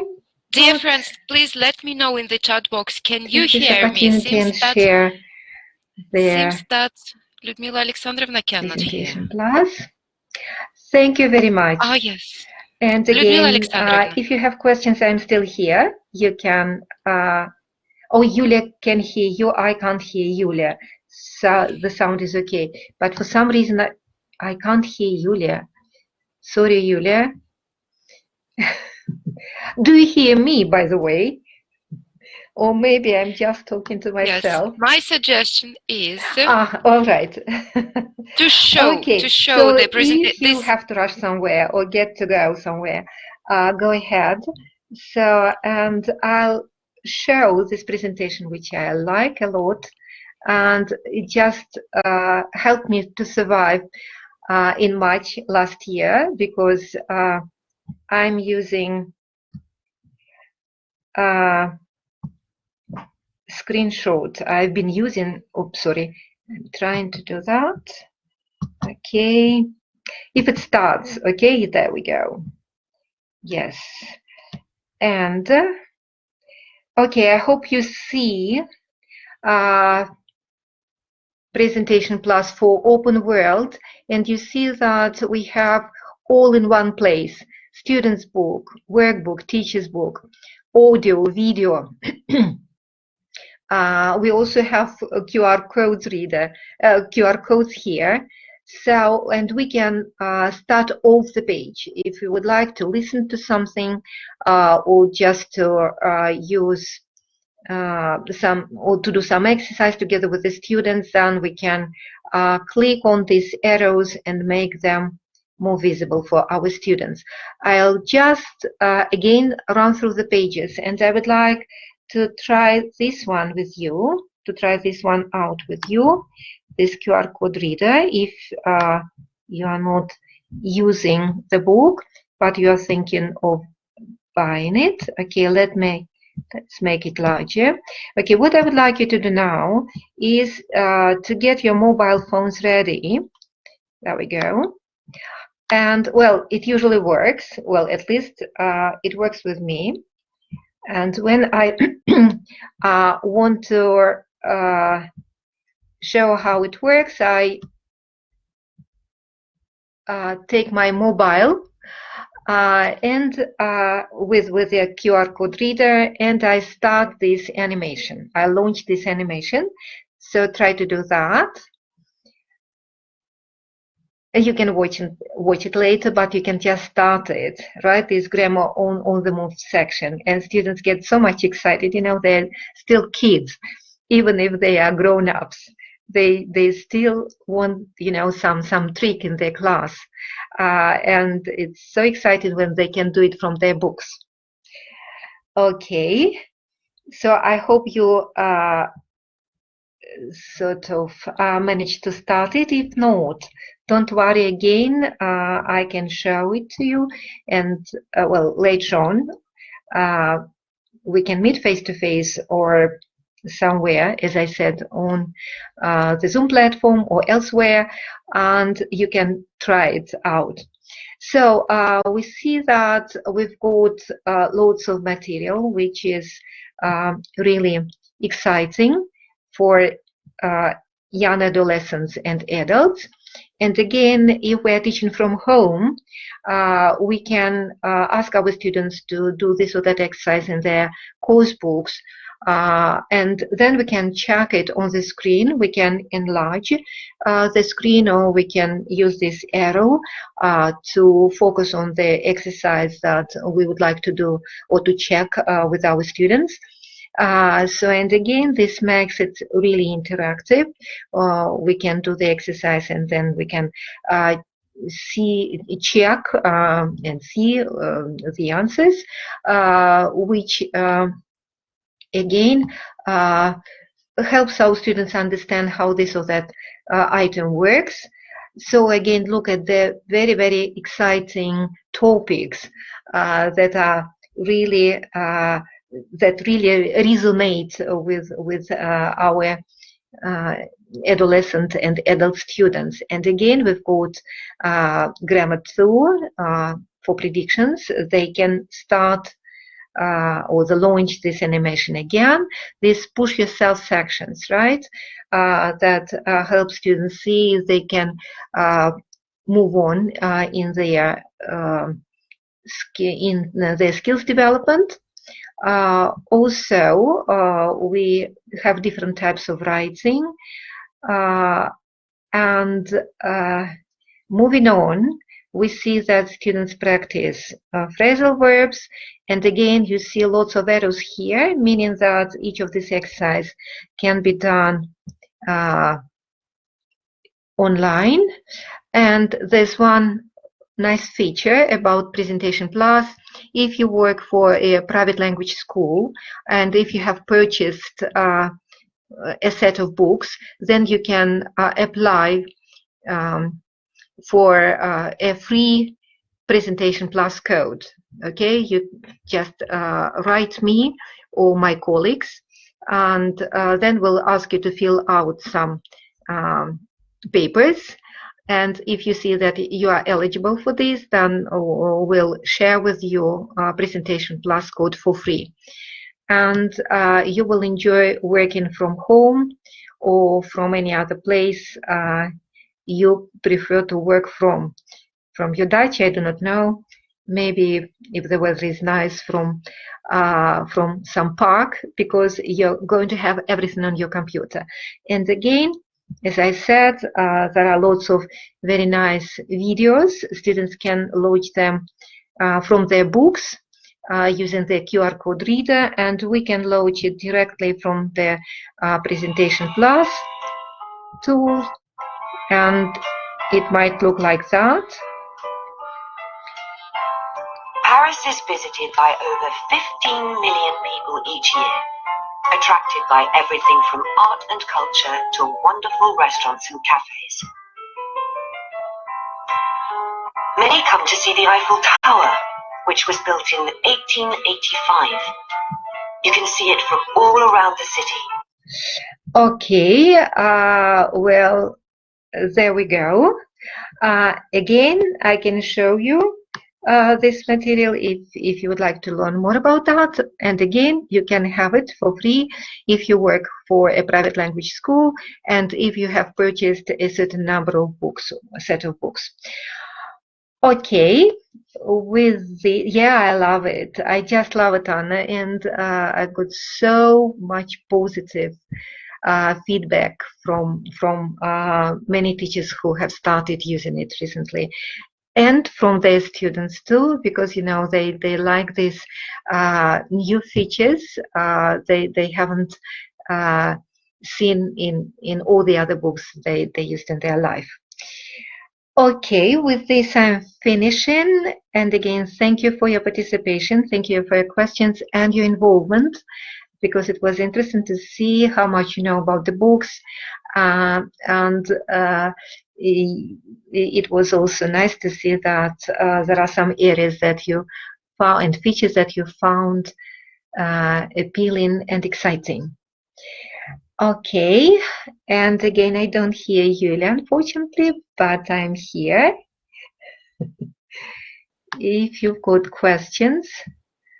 Well, Alexandrovna, you still We cannot. still have lots of people online, 143. My goodness, that's very exciting. Okay. All right. Anything else you would like to know, but you were afraid to ask? I'm here to answer your questions. Thank you very much. Okay, if you can hear Yulia, maybe you will type in the chat box that you can hear her. Thank you, Anna. I think that. Thank you, Olga and Elena. Yeah, Yes, Elena, hello. there are some pluses. Yes, Oksana. Yes, you can hear her.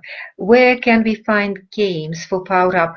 On the Presentation Plus. And with the Presentation Plus,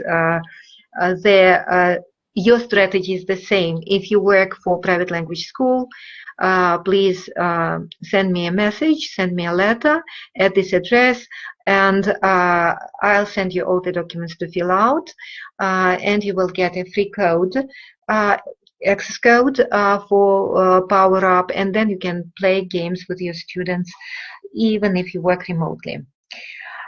Yes, Lyubov, I'm looking forward to hearing from you.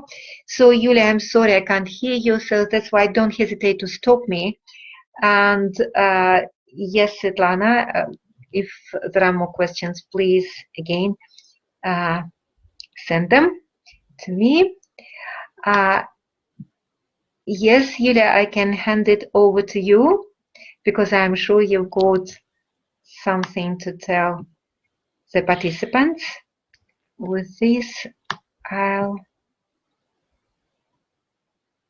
turn off the microphone.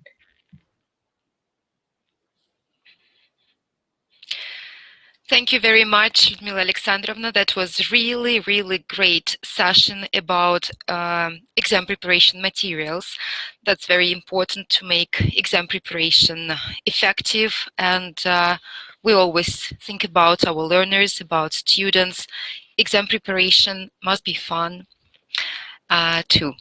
So, dear friends, thank you very much for joining us today. That was really great to see so many participants. I'd like to remind you that your certificate of attendance will be shared with you within 1 week. And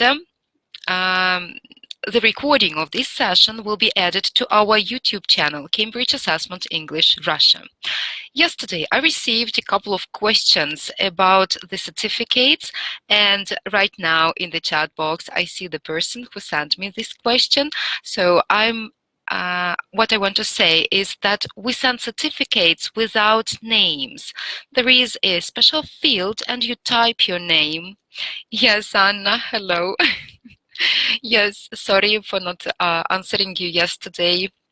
There were lots of emails, and I'm happy that you are here today. So the certificate will be there will be an empty field, but you will be able to type your name yourself. We never write your names because well, there might be some spelling mistakes during the registration, and I think that that's really easier to type everything yourself like you want to it to be written. So in about 1 week, you'll receive a follow-up email from us with a link to download your certificates of attendance. Thank you very much. And tomorrow we are going to talk about B2 first. Yes, sure. The link to our YouTube channel, I'm putting it into the chat box.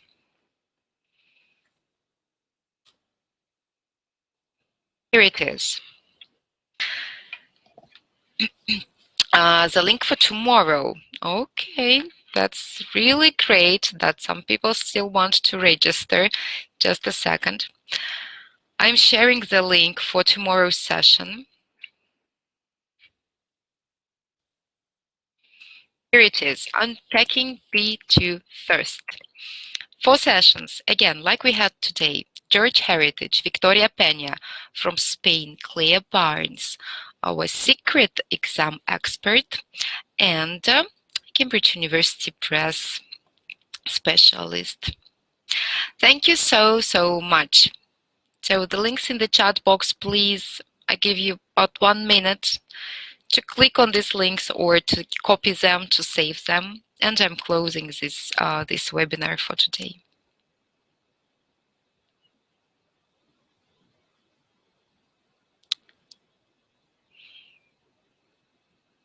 Thank you. Thank you all. See you tomorrow at 3 p.m. Moscow time. Cambridge Days, Unpacking Cambridge Exams. Unpacking B2 first for schools. Thank you. See you tomorrow. Bye-bye.